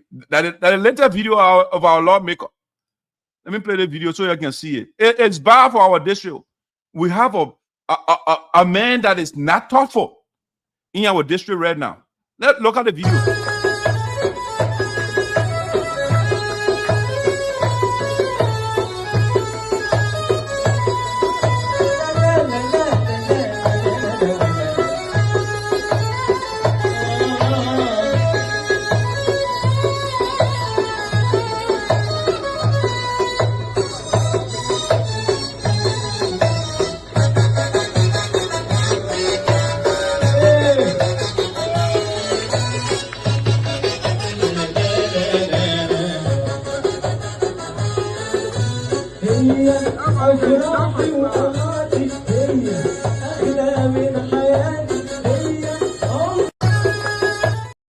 Patrick, this is the disgrace we have. Sonny Boy Noah goes to foreign countries. He dresses the other people. He drinks, he dances while his people are hungry in Sinoe County. I mean, yeah, he trying to he drinking liquor on Facebook. Patrick, go ahead. It's your turn, man. I'm getting infuriated. Well, thank you to the spokesman, and I think, yeah, you have made some very good claims. You know, even though sometimes people consider some of these, you know, claims as personal, but I think they are all concerning issues. But let's come to the people. Let's come to the names emerging for the district in 2029. The district will be highly contested. Actually, the names we are hearing just ahead of the time, just ahead of 2027, 2028. Then the main year itself, the number is increasingly, you know, getting higher day by day. So we have now get a state representative. He persists to be challenged by, you know, Paulson Carter. Paulson attempted to appear in 2012. Actually, yeah, in 2012, Paulson made attempts to appear on the ballot. But when he went for the traditional or customary primary of the people wager in Gillitan, he lost to the late Reverend David Menji. So being a son or a traditional person, he did not choose to challenge the verdict or will of the people. Unfortunately, to his disappointment, the man in whom the people built trust on Reverend Menji, when he came to Monrovia to get himself processed through the ranks and file of United Party and other formalities, he eventually sold out to the people's leader, Rozaza. Yeah, so he sold out to Rozaza, and so since then he has been quiet. He's been in the back. supporting our Zaza, supporting development in the area and helping young people. Now, looking at the way things are proceeding, he's now considering to make an entry into the race. In every election, whether senatorial or legislative or presidential, the number of people in a race, sometimes is driven by, circumstances or challenges that people are truly faced with. If the leader is succeeding, people don't take much interest to come. If the leader is failing, then people get concerned, and then they want to come out of the shells. So person is putting up his heart into the race. The next person name we have heard that is already making some strides in the district already is Honorable Liberian. Liberian lost 2 or 3 times in district number 12 in Monterey County, and I think he's seeking it. He chose to seek some political asylum, in district number 3 at least, to have something good, something been fighting for, to have it. So we look forward to see him on the ballot, and let's see how it plays out, with him and Noah. Then in the race also coming up is the man who finished second. The man who finished second to Noah in 2023 will come back. The current finance officer of Sinoe County, Joseph Tuo, the former bank manager. He ran a quiet campaign, an easygoing campaign, an off-camera campaign. The coming second was very surprising to many people because he wasn't here too many times on Facebook or on radio or on television. He was just moving quietly, and I know he might be reconsolidating, looking at new strategies, things that will make him to pull the trigger, to success. So he's considering. Now, he was only number 1 in Tajawon. He came from Tajawon district, but he was number 1. He was the only man in the race at that time. Now he's been joined by 2 other compatriots from Tajawon too. So I think that might cause some jeopardy. Already named Maurice Manning from the US. Last time spoke to our media institution, to our platform, and declared his intention to get back to the county and do a contest. I call him the guy now who making headways now on Facebook. Elijah Barackley Teja's cousin or nephew. I think Teja's nephew. Teja's nephew is making an intention known to contest in a race as well. So for this time, we expect Tajawon to have 3 candidates facing off against the incumbent. And then still going forward with the names we are hearing, Godri, as we put in, Godri is not considering, perhaps based on his concession that he leading a campaign to endorse the candidate, meaning he's not really pushing himself. Christian Tababo sold out to Alex Noah in 2023, having made some frantic efforts and highways to get on the ballot, but he lost in the CDC primary. But eventually he sold out. He endorsed Alex Noah to go for the position of representative, and at least through him, Alex won, and he's considering to make a comeback. Although this time he'll be prepared and ready, or he might be preparing the way again for somebody else. But he seems more determined than ever before to make a comeback, and uncompromisingly too, based on the way things are proceeding. And then we see the name Carlo Mane Sr. Carlo Mane just established what he called a Carlo Mane Movement for Transformation, Nation number 3. He is declaring his intention, or he has declared his intention already to take on Alex Noah. He comes from the Cinco belt. So Cinco so far will be producing about 2 candidates so far. If another person comes in, then we'll have Pei Bereya and Carlo Mane from the Cinco belt. Paulson would be the only man from the Waja side, or Wakaba as a whole. And then Johnson always sends the highest number of candidates.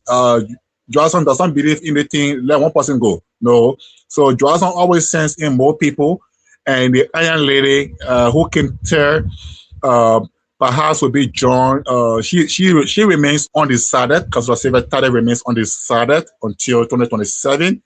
And looking at how things go, she will speak to the public or the press as to where she stands. But Johnson is also putting up a candidate. Reverend Kolo may come, because he was badly relegated in 2023. He came from being second person. He came from second place in 2017, then dropping to fourth place in 2023. That was a bad relegation for him. And whether he will reconsolidate to make a comeback in 2029 is one thing. But we look forward to that, to that. So far so good. If you look at the number of candidates so far in the race, declaring intention, 31-3, second 2-5. Johnson so far has 4. That's 9 already. Paulson, that's 10. So 2023, there were 11 candidates. There were 11 candidates already, and then there were 11 candidates, and now 2029, 10 persons have already declared intention, and then looking forward to seeing more names, perhaps. Now, to the issues. According to Heron Do Dagbe, the spokesman of Alex of the CDC campaign in 2023, and one of the men who led Alex to the House of Representatives in 2023, said they made a dangerous mistake in 2023. He said they made a dangerous mistake, and he's now on the campaign to correct that mistake. So, what do you think? He thinks somebody knows it's a mistake? Oh yeah, that's what he said. Yeah, that's what he said. Okay, so Heron Dodaba is saying Alex was a dangerous mistake made, produced by the CDC and he and others in 2023, and he's now on the campaign to. Well, you asked a question, like you said something that is very true. And fundamentally, there seems to be much uncertainty. Much uncertainty and doubts about a clear-cut re-election in the strategy for the representative. Some few things the representative has, he might be proceeding rightly in terms of his agenda, what he wants to achieve for the people. It appears good in one way, but again, no man has to. What way is good? Tell us.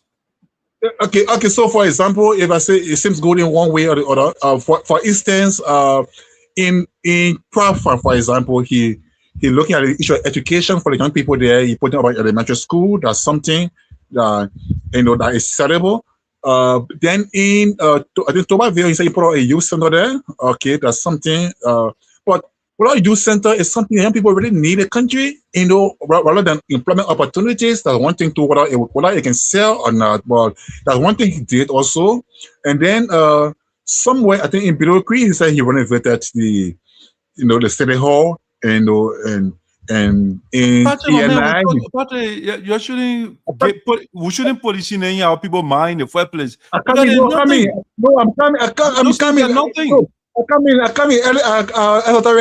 We have to some extent, biases aside, and sometimes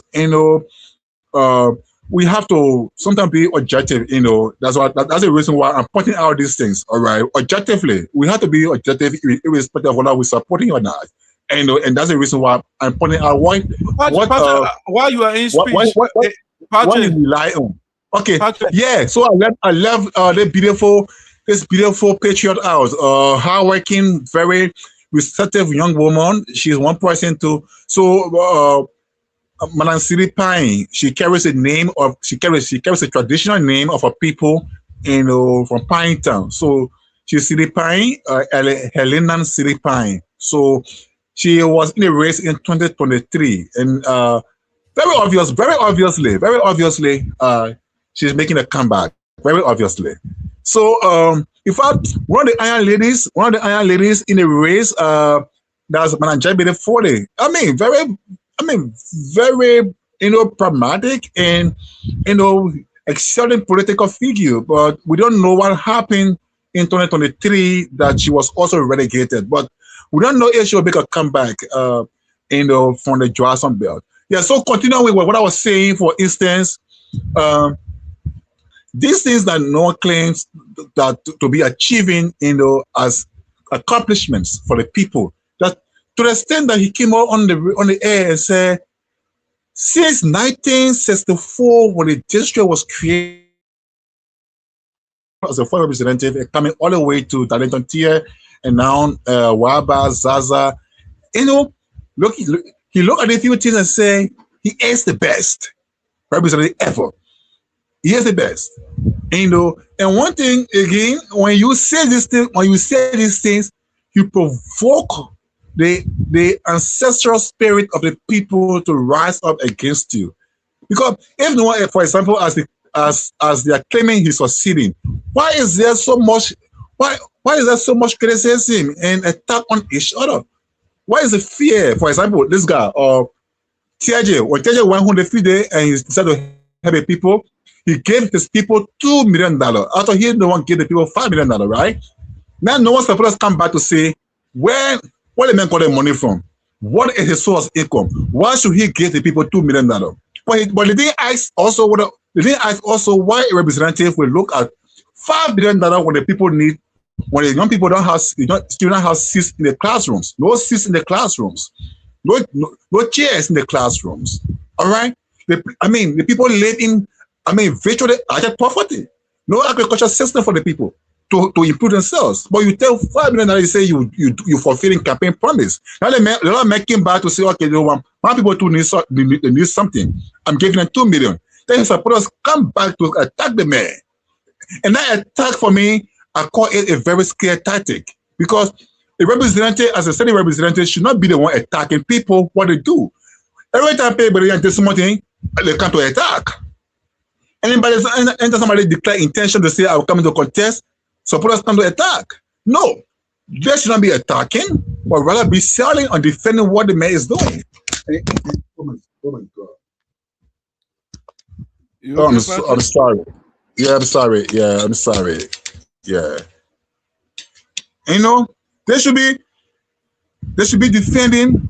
They should be defending, what a man is doing. But for the look of things, I think the supporters of no one, whether he himself is aware of what they are doing, whether he approves it, I don't know. But from the way things are going, I think his supporters have convincingly, giving the impression to the people that a representative, is not doing much as expected. Now, to conclude, he made an announcement recently that it is left with Tajuwon and Sanquin to build his last 2 horses to make it 5. Who does that? And who does that? To make it 5. Look, but we say sometimes that personal houses are not development, for the people. He said no. It gives a place of first live. Nobody in that county ever built more houses than Milton Tiaje that he did when he was superintendent. He built, where's the house in Jacksonville that Jamie built in Jacksonville? The house is called with bushes. All right? The house is called with bushes. The other houses he built somewhere in Toberville and other places. Jamie built houses all around the place as though the people needed houses, personal houses. But what is he doing with those houses today? Nothing. They are all there messed up. Air condition all gone. The things they pour inside, everything gone. So what was the need, for example, for him to build those houses? When Tubman and Tobot and the rest of the other people were building their houses, for example, other colleagues, Samuel Donan were building their houses. Maybe they were thinking that they were thinking that it was a good thing in that I'm going to take it. Let those Martian inns right there in the heart of the city. Still in ruins. Let's talk about palaces all over the place. I'll call it all in ruins. Let's talk about Benton. Go see Tobot house there. The dream house is in ruin. So when you build these things, you think that you're doing something good for the people, but no, the people need something more, far better than that. And so the people will evaluate. The representative, did he give himself more? Did he give himself more? Did he benefit himself more than the people? And based on that answer, I think the people will have more meat to chew and will have more points, politically against him, because no representative should have more than the people. And Zaza didn't do it. I think even in Bilokwi, I think Honorable Joseph Sarah built only one house there for himself. I think it is still there in Bilokwi. Maya Taba built only one house for himself. Well, in Greenville or Bilokwi, just one house for himself. Darrington Tia or from the NPP side, who was the representative during that time. I mean, I don't know how many houses he ever built there. I think build one house somewhere in Bilokwi, but I'm sure it's not finished. On Rosaza, I don't know if he built a house in Bilokwi or in Sincon or wherever, but not much of personal achievements of these lawmakers is heard about. And one lawmaker says, well, I will build 5 houses. And what will 5 houses do? Currently in the district, currently in the district, if you look at the configuration of numbers, because election is a number game, and you got to be very focused on the number. All right, no one easily won the election in 2023 because there was no single man in the race, and the single people got most of the songs convincing them to trust no one. So at least he won single. That was a very good one for him. 2 singles men are coming in the race. So obviously, single as a second populated district in the whole district, among the 5 districts, the second with the highest number. I mean, already got 2 sons. When the people neglect their sons, for example, to say, okay, you want to go to a representative, when their sons are winnable, possibly, no. Tajawan right now controls the number. And Tajawan can dictate, Tajawan can decide, like Goji was saying, for example, if they go according to the other side politics that Goji was saying, and Tajawan decides that yes, we can produce a representative, they can do it, because in 2023, it recorded almost 9,000 registered voters. It alone, doubling the votes from Sincon, from Johnson, from Wakaba, and Sankwi. All 4 combined, Tajawan votes cover all of them. So 2029, it is expected that the number will increase exponentially. So if Tajawan says, well, it is our time, for instance, and we can carry 1 person, it has a number already. And and see if Sankwi Jones fine. And so with that calculation coming about already, it scares the incumbent, because no reliance. Johnson has a least number in the whole district, and Johnson always put on the most candidates. So Boston Gata is already putting a blockade in Wedja, for example. What will you pass? And there is no way in Johnson, in Sincon, in Wedja, that Boston Gata will stand and say, give me your votes. And then they will say no. Nowhere. Especially in Wedja. Nobody dares to do that, to say no. You don't do it, you don't do anything for us. And so Posing as a hero of the people, one of the few surviving heroes of the people appearing in that district.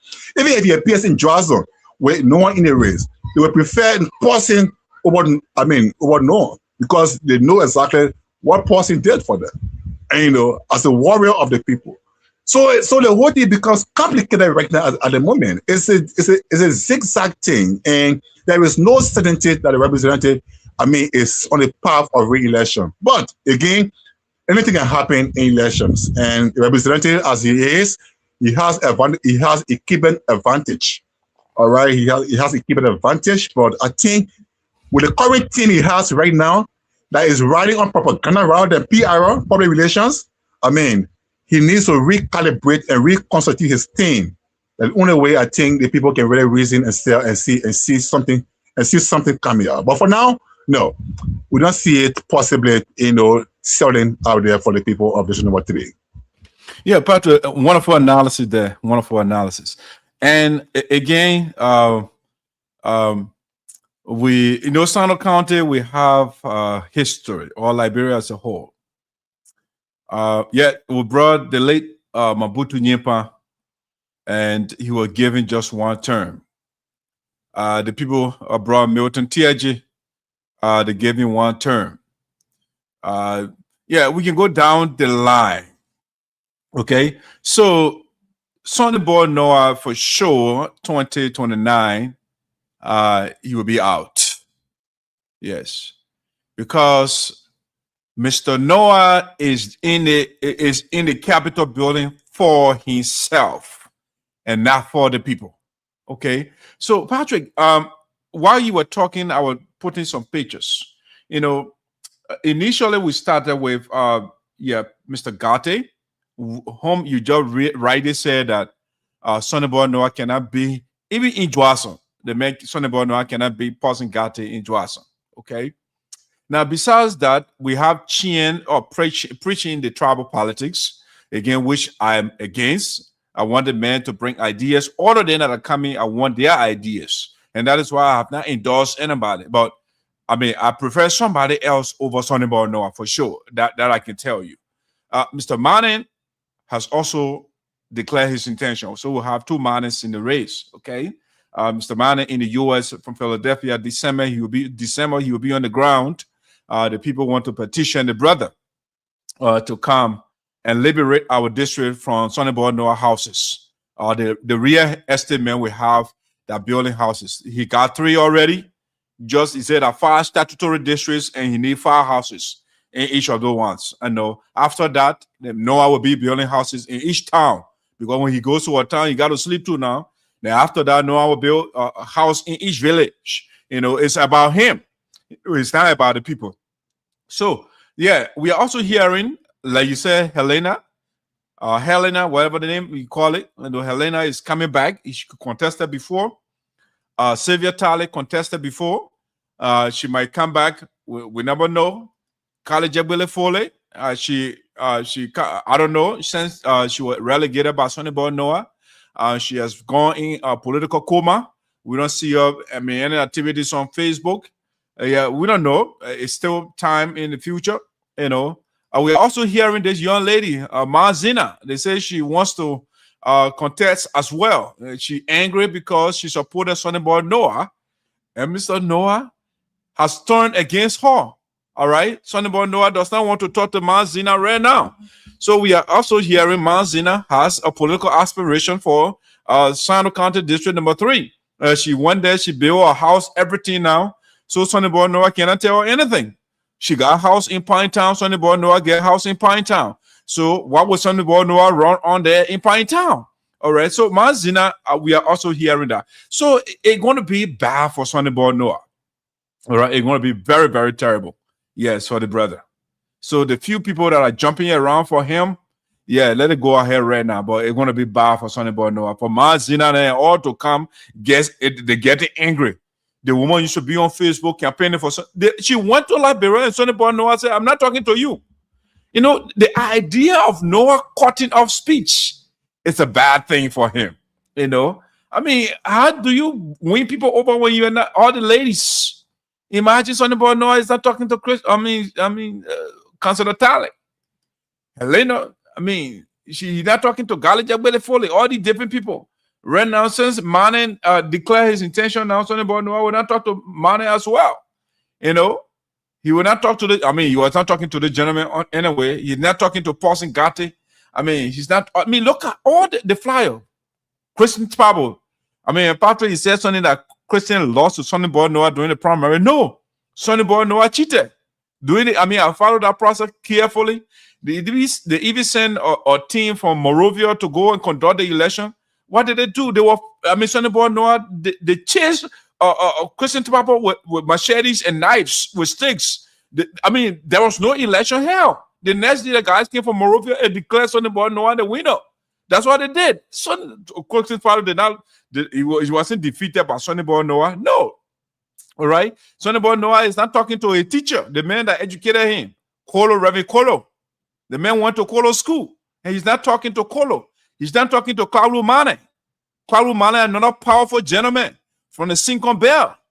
You're talking about Joseph. He said he came second place. You're talking about, Mr. P. William. I'm trying to find out the political miracle that Sonny Boy Noah will work here. Because all these people, you're not talking to anybody. You're talking to Zawanja and Oliver in the office. Are the people that will go to the single land to go win votes when Claudio Mana is in the race?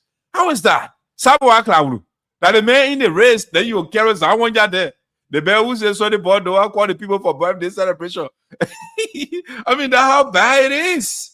You know, number accused on the board not making report. He say, oh yeah, send on the board no car there. The man has not made any report saying he begin lawmaker. So that how terrible it is for our brother. The man can go ahead and continue to dance on Facebook and drink liquor and teach the people. You know, that's wrong for him.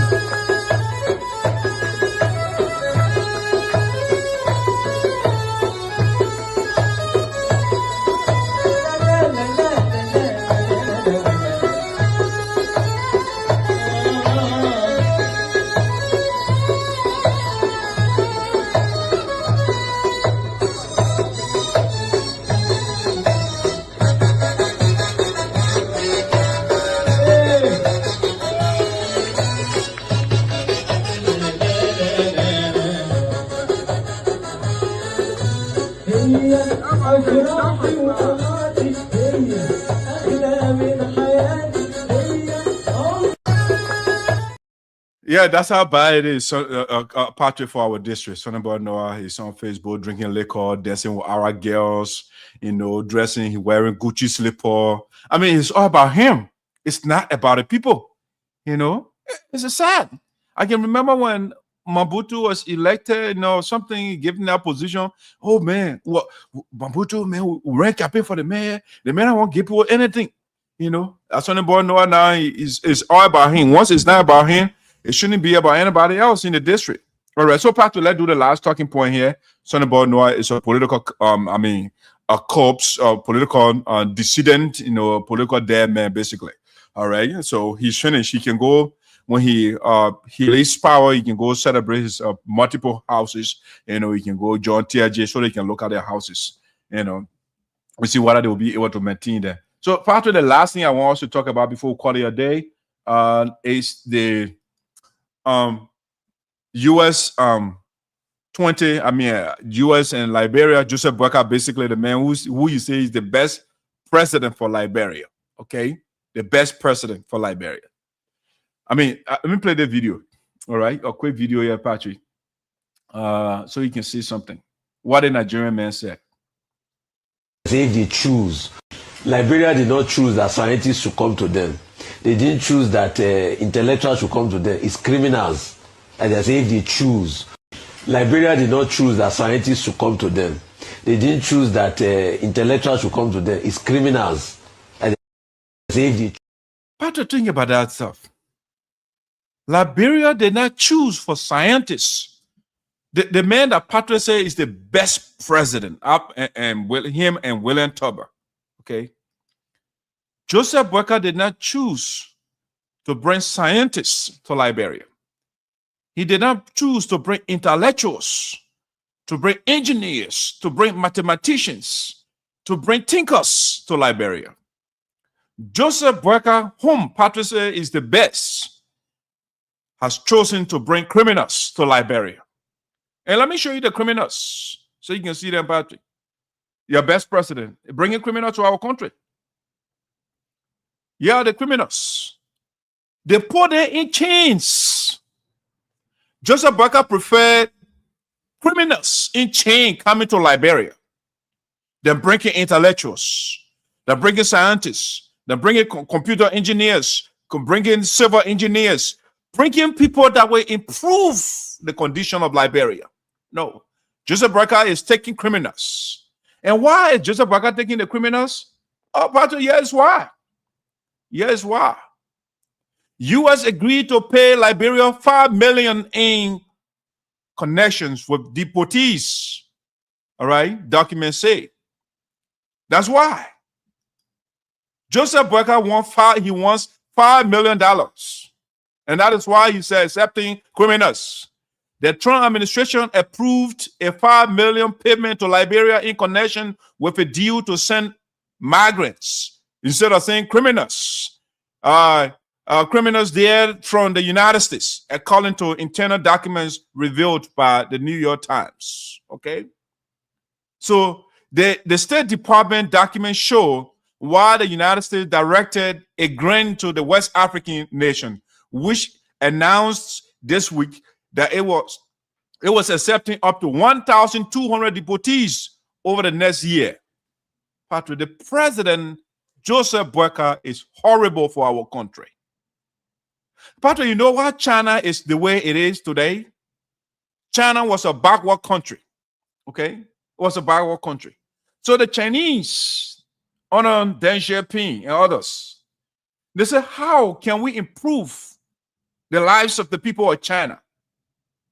So, Patrick, what they did was, the American capitalists, you know, it's about resources accumulation, right? So the China said, you know what, we have an educated workforce. And, you know, again, capitalism is about resources. It's about profit. So Chinese say, okay, you can come here, bring your knowledge to us, pay our people less. But guess what? You have to teach them your technology, the knowledge you have, transfer the knowledge to our people. That's what we want. We don't want, heavy pay or pay of $20 or $30 or $40 an hour. Pay the people less. But you have to transfer your knowledge, your technology to us. So, like the Nigerian guy said, the U.S. capitalists, they want to send their intellectuals, they send their engineers to China, and they transfer the knowledge to the Chinese. One would think that Joseph Boakai would strike a deal where the American intellectuals, their engineers, their mathematicians, their scientists, they would send them to Liberia to educate our people, or to say the same format of China, okay, you can pay our people less, but we want your knowledge so that over time we'll be able to be on our own. Joseph Boakai did not go that route. The man is taking $5 million for criminals to come to Liberia. Even though right now under Joseph Boakai, the country is rotten. Criminals, drug dealers, they have taken over the country. But Joseph Boakai said that is not enough. I want more criminals. Once I can get $5 million for US, that's good for my country. Patrick, this kind of leaders we have, it is bad for our country. Our leaders don't think for the people, they think for themselves. Once Joseph Boakai can get $5 million in the budget for himself and build mansions in Foya, that is good. But he doesn't care what happens to the little man, to our people, the young population, the people that are supposed to be the next president, the next engineers, the next mathematician. No, they don't care for them. They will accept criminals to come to the country so that they can get $5 million. What is $5 million? It's nothing. U.S. has been giving Liberian leaders millions of dollars, if not billions. The country remains the same. So the $5 million is nothing. The byproduct of what the guys are doing is what will affect our country. We'll have more illiterate people. We'll have undeveloped country because the guy will not use the money to develop the country. Patrick, I don't know. I'm getting frustrated by our leaders every day. What I see, Nigeria rejected those people that Liberia accepting. No, Nigeria said they don't want them. But Joseph Boakai, they're so weak. They're so soft. They cannot stand up for the interest. How is it that, Patrick, the most powerful country in the world, they cannot take these criminals. They cannot accept them. And they're sending them to you. And the president of America is, you know how he calls the African countries? Excuse my French. You call them shithole countries. So it's in those shithole countries you can send the criminals because they don't want them. But Joseph Boakai is so weak. He wants money so much, so badly, that he will take anything, anybody, even if it is detrimental to the Liberian people. He will take them. Those people, when they come there, after all, they are criminals. That's what Trump does not want them. So he sent them to the shithole country so they can go rape our children, so they can go drug our children. Patrick, these people, they are not scientists. They are not philosophers. They are not computer engineers. They are not civil engineers. They are criminals. That's why they put them in chains and sending them to Joseph Boakai. And Joseph Boakai, Patrick, best president, is saying, oh, yeah, Sneh, I will take the $5 million. Send the criminals to my country. Send them. That's what good for Liberia. Patrick, let us bring back Joseph Boakai, not Joseph Boakai, but George Weah. Again, I don't support everything that George Weah did for Liberia. But comparatively speaking, the 5 years that George Weah served Liberian people, Liberia was headed in the right direction in terms of education, in terms of development, in terms of, bringing the people together. See, our poor people, they were building housing for the poor people. How many people houses Joseph Boakai has built? But the man building a villa in Lofa County. Joseph Boakai is breaking down the poor people homes, and people are crying. They're making them homeless. Even though Joseph Boakai said he is coming to be a rescue man. And now, on top of that, Joseph Boakai now is accepting criminals and not engineers, and not people that will develop our country, not electrical engineers, not civil engineers, not people that will improve the condition of the people of the country, the people that will harm the country. Joseph Boakai is adding criminal on top of the criminals already there, the drug dealers. Joseph Boakai is adding more criminal to it. My man, Patrick, where are we headed? Where are we headed? The president, the great Texas Ranger is supporting Joseph Boakai, is taking people in chains from the United States. Donald Trump said Liberia is a shithole country, and you're demonstrating and saying, you know what, this shithole country, I will send these criminals there, and Joseph Boakai will take $5 million for them. He ain't know any better. And this is happening in 2026. I wish if it was 1847, I'll say, you know what, that's old in day, but 2026, our leaders are making the kind of decision. And Nigerian leaders are saying, no, we're not taking it. Tinubu or all people rejecting that. Imagine Tinubu of all people say, no, we don't want these criminals. It's not benefiting us. We want the Chinese approach. Come and transfer your intellectual property to our people so they can know something, so they can, when you leave, so they will be able to build our country. Okay, the criminal that Joseph Boakai bringing right now, what are they going to build, Patrick?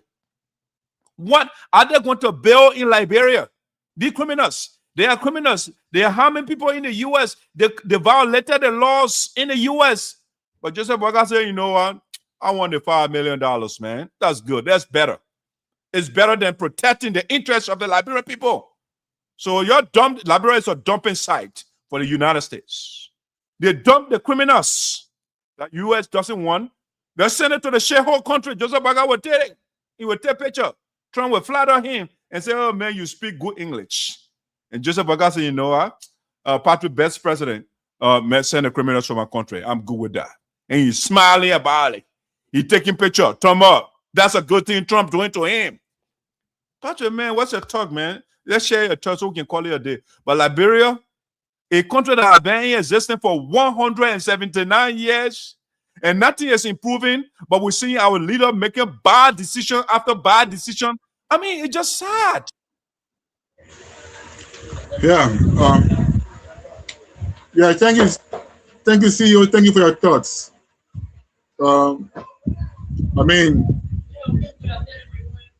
You have said it right. But again, it's not America's fault. It's not America's fault. It's not also President Boakai's fault. Yeah, it's not your fault. We have to look at Liberia's foreign policy towards the United States.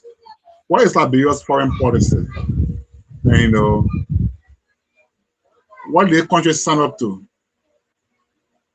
So, like you really said, for instance, America can carry that kind of request to Israel. No.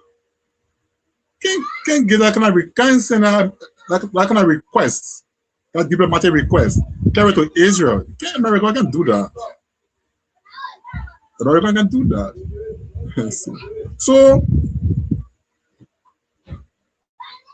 if you're giving your friend something, your friend giving you something, maybe sometimes there can be mutual respect.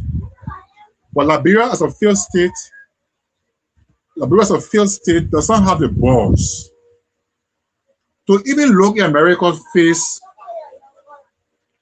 to request or demand reparatory justice,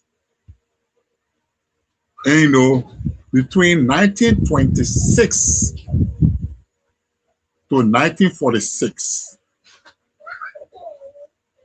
The slavery the people were indebted to in Liberia at Firestone, taking people from all over the country in chains to go and work for Firestone.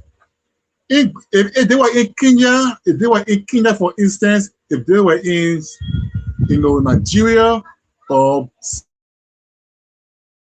demanding reparatory justice for the British Crown. In Liberia, no, the Liberian government has no balls to even stand for America and say, these people here that you put into slavery to clean Firestone plantation, it's time to pay them.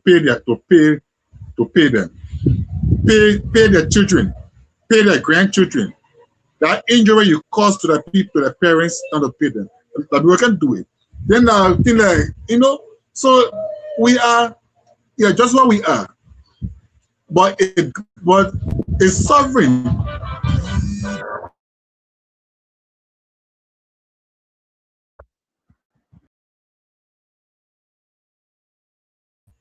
But it's sovereign.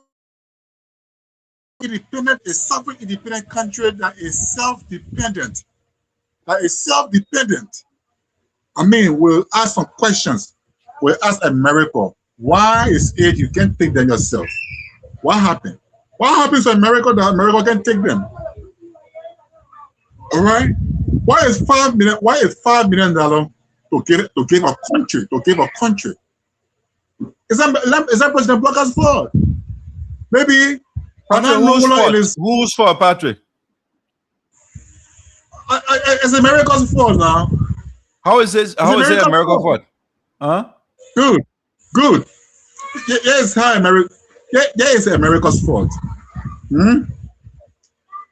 America knows Liberia does not even have one church. But, oh God.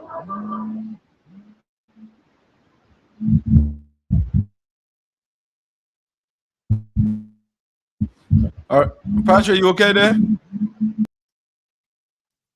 All right, let me see. Our president does not even have an helicopter. America knows that. America has all those things. They got all those things in the park, at the Pentagon. But they can't come one day to say, you know what? It's been 20 years now since you came from war. It's been 20 years now. And take the helicopter here for your military. Take the helicopter here for presidential use. Take the ship, take the warship. Take this warship. How is it America fault for Liberia to take criminals? How is it America fault? It's America fault because America knows Liberia does not have the security capacity, but yet imposing them on America. Because America knows Liberia can say no. America does not have the capacity to say no. So then what, you blame America or you blame your leaders? You have leaders in your country, right? So let me ask you a question. Let me ask a question. If you send me a device, yeah, okay. If you send me a device I have not seen or I don't know about, or maybe somewhere or other, it's technical in nature. If you send it, it's not my fault that I receive it. What's the question? I missed it.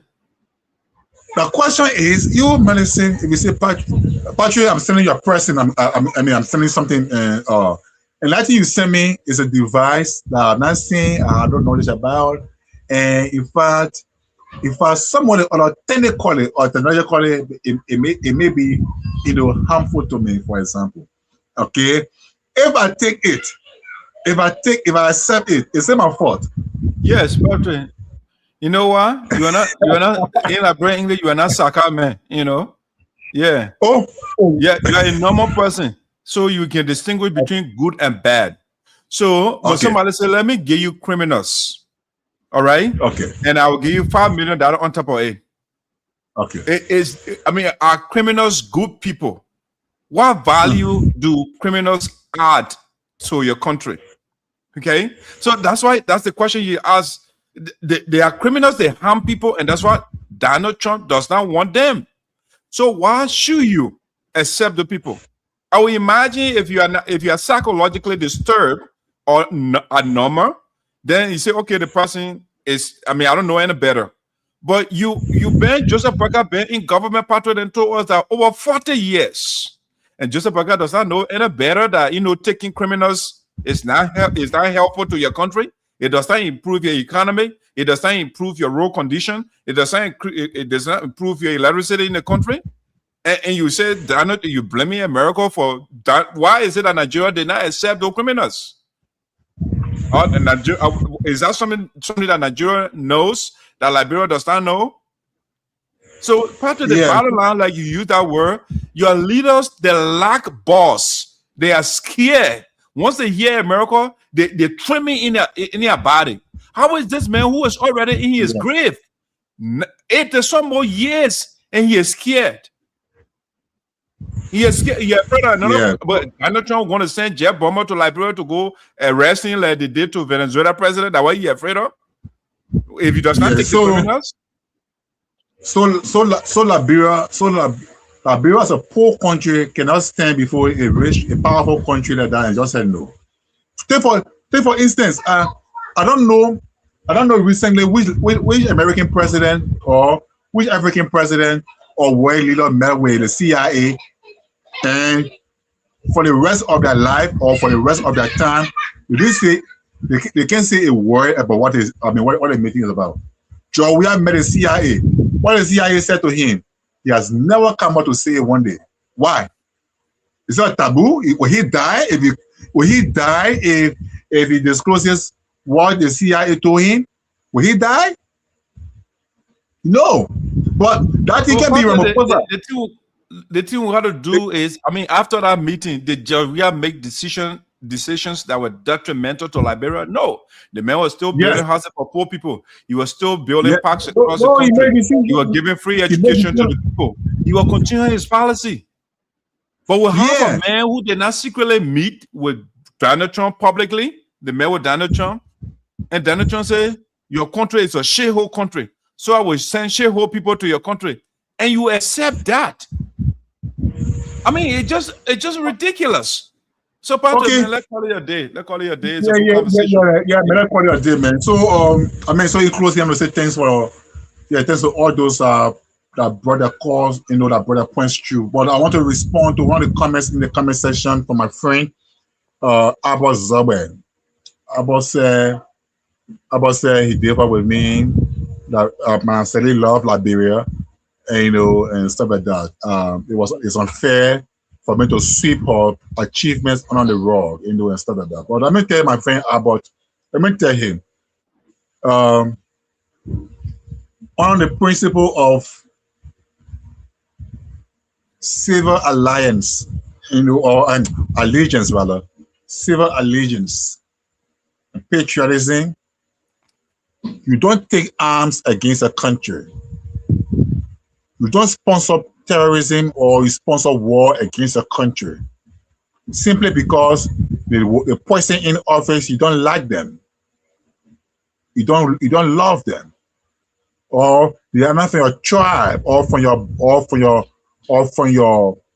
background. You don't do that.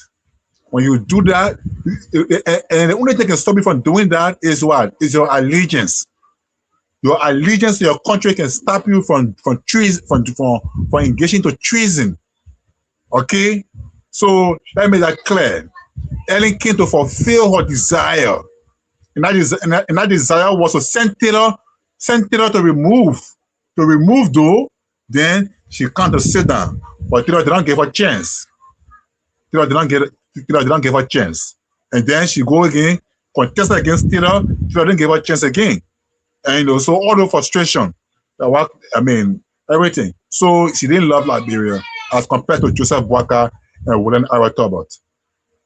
Now, in closing, I want to say my deepest condolences to the Vice President of Putu in America, Mr. Samuel Sianklaba Kapen. The loss of his wife, it's painful. Right in Minnesota there. I want to say, please take heart and may God console you. Our thoughts and prayers are with you. I want to say again, thanks to the USAA for a very successful convention in 2026. Yes, one of the most successful, ever so far. The peace, aspect of it, the reunification aspect of it is something that is welcoming, and never again, in time to come, from time to time, the Sabbath people should ever split based on women's idea. Women's idea. I also want to say again, the white man, man. The white man may ought to fight. Yeah. What came up with the confusing, these phrases that come with animosity, accountability, and no, the time finish. No. No, we not agree. No, let's go to court. What my idea? Let's go to court. Go to court. Someone mentioned the court because accountability and transparency thing. That what my idea. Never again, what my idea should ever lead you guys to doing what you did before. And then on the talking points of decision number 3, the race will be tough, but as you really put it, Malison, the keeping is not. It's not conciliatory. Yeah, if he's the representative, so he can do anything. He can win. He can win anyhow. He say, "I win. I did it before. I won before. I'm a battle tested, and I can do it again." No, CBC's manipulation cannot be repeated again. Emmett Bly, who made a greatest sacrifice, for example, the boys came at Emmett Bly the last time. You don't say no, Jeremy, you're stop. Emma is my brother. All right? Emma is my brother. Christian is my brother. You are talking. Even Councillor Tyler, for example, is my sister. We're from Charleston together. In fact, I will make sure we work together. She remains at the port. She remains to where she is to help our people while we continue to work together, as I said, the people of the district.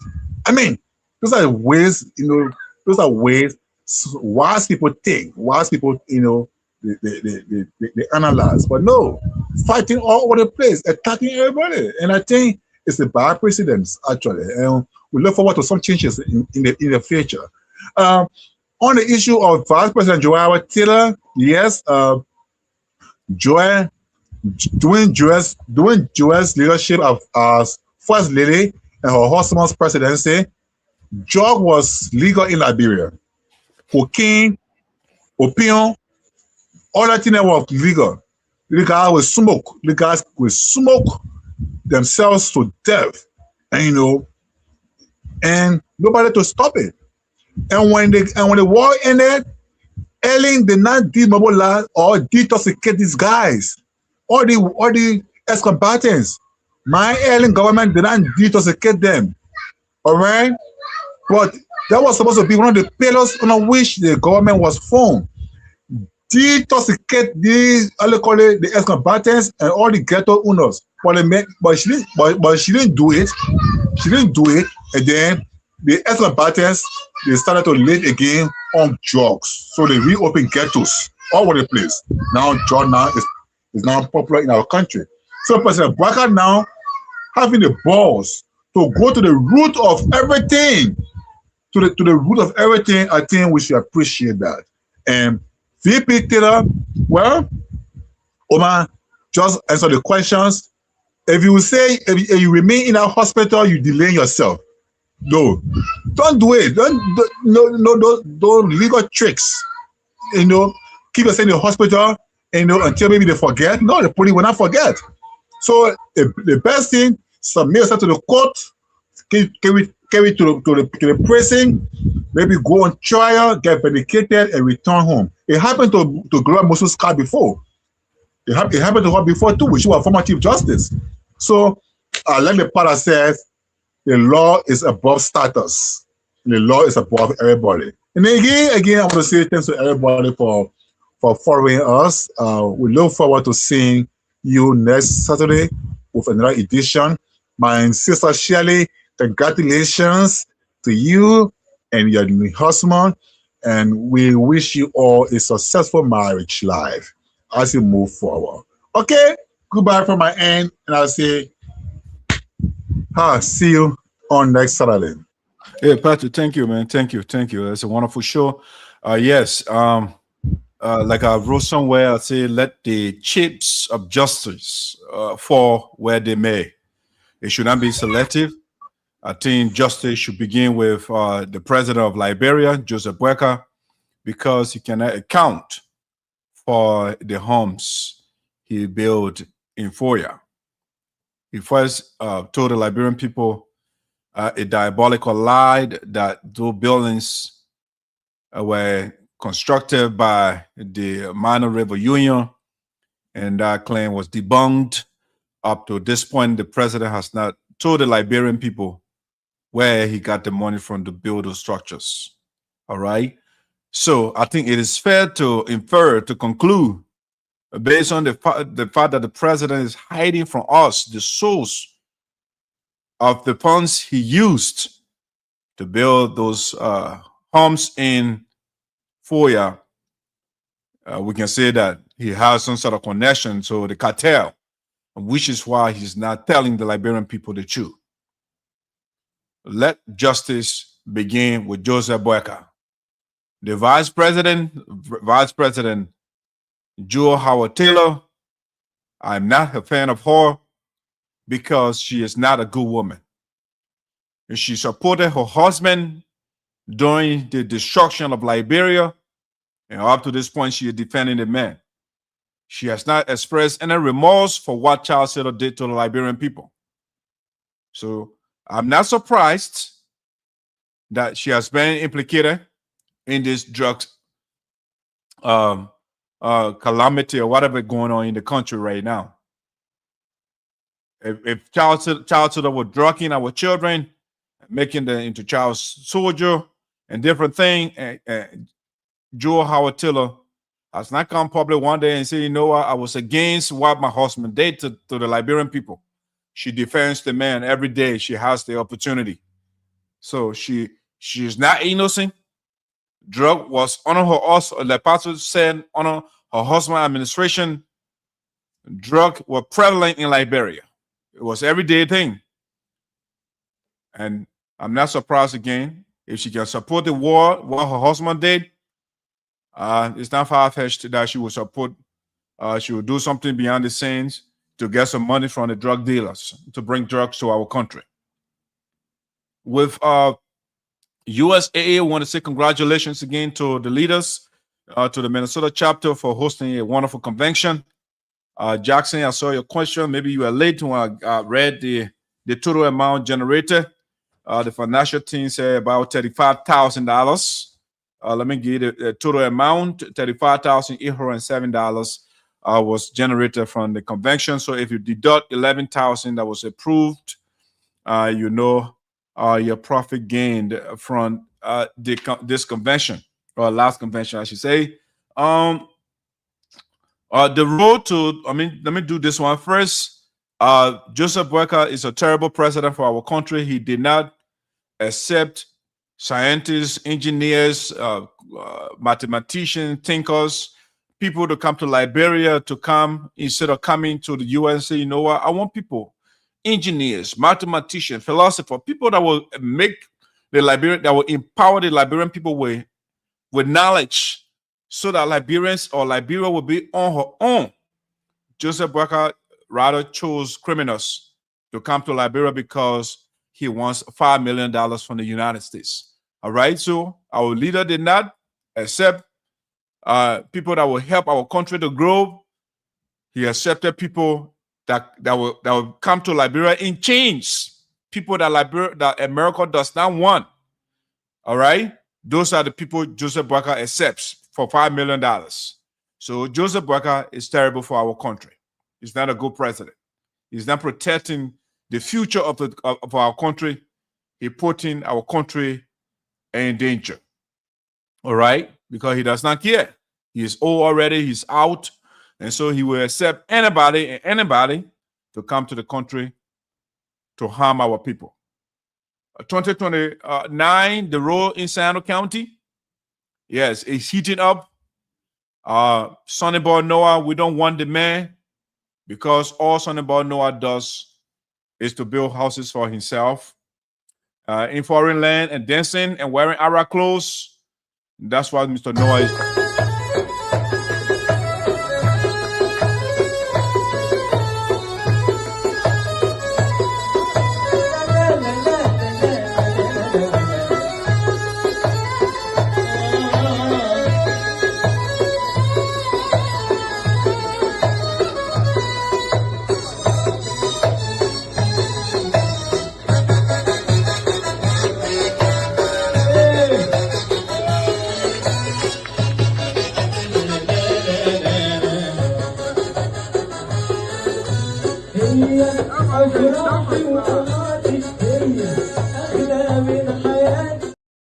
All right, wonderful. That's what our lawmaker is doing. He is all over the place, wearing the latest expensive thing, Gucci slippers, Arab man, expensive clothes. They wear dress, and then they put jacket over it, and they put hair tie on top of it, and they put ring over it. That was Sonny Boy Noah. That what is good for him. That's what it's benefit. That is what want to benefit the people of Sinoe County that he represents. He drinks liquor on Facebook, and that is good. That is why he was elected for, and that's why people are coming forward right now. A crowd of people, they are coming to say, we don't want Sonny Boy Noah. Mazina is coming. She wants to contest. Helena is coming to run against Sonny Boy Noah. Xavier Tade is coming to run against Sonny Boy Noah. Kali Jebele is coming back to run against Sonny Boy Noah. Joseph Boakai criminals are also coming to run against Sonny Boy Noah. We have Chien is saying, you know what? It's the other side for the other side, tribal politics, because Sonny Boy Noah is not serious to improve the condition of the people in District Number 3. Mana is going down December and saying, you know what? The people want to petition me because Noah is building personal houses and office staffers. All they are doing is posting Noah's homes on Facebook to see how well Noah is doing. Person got to say, this is not good for Sinoe County, District Number 3. I'm also coming to try my luck. And I mean, the whole slew of people, Christian Tbabo, Reverend Kolo, Claro Mane, Joseph Tour, P. William, everybody coming to see Noah. We don't want Arab man in the Capitol building who is wearing sunglasses. We need people, we need somebody that will improve the condition of our people. All right, guys, so this is how we're bringing the curtain down for today. We want to say thank you so much for joining another brand new edition of the show. We'll be back next Saturday to continue with what we do best and talk to the people of Sinoe County. We are out for the day. And where's my music? Let me end with the music I started with.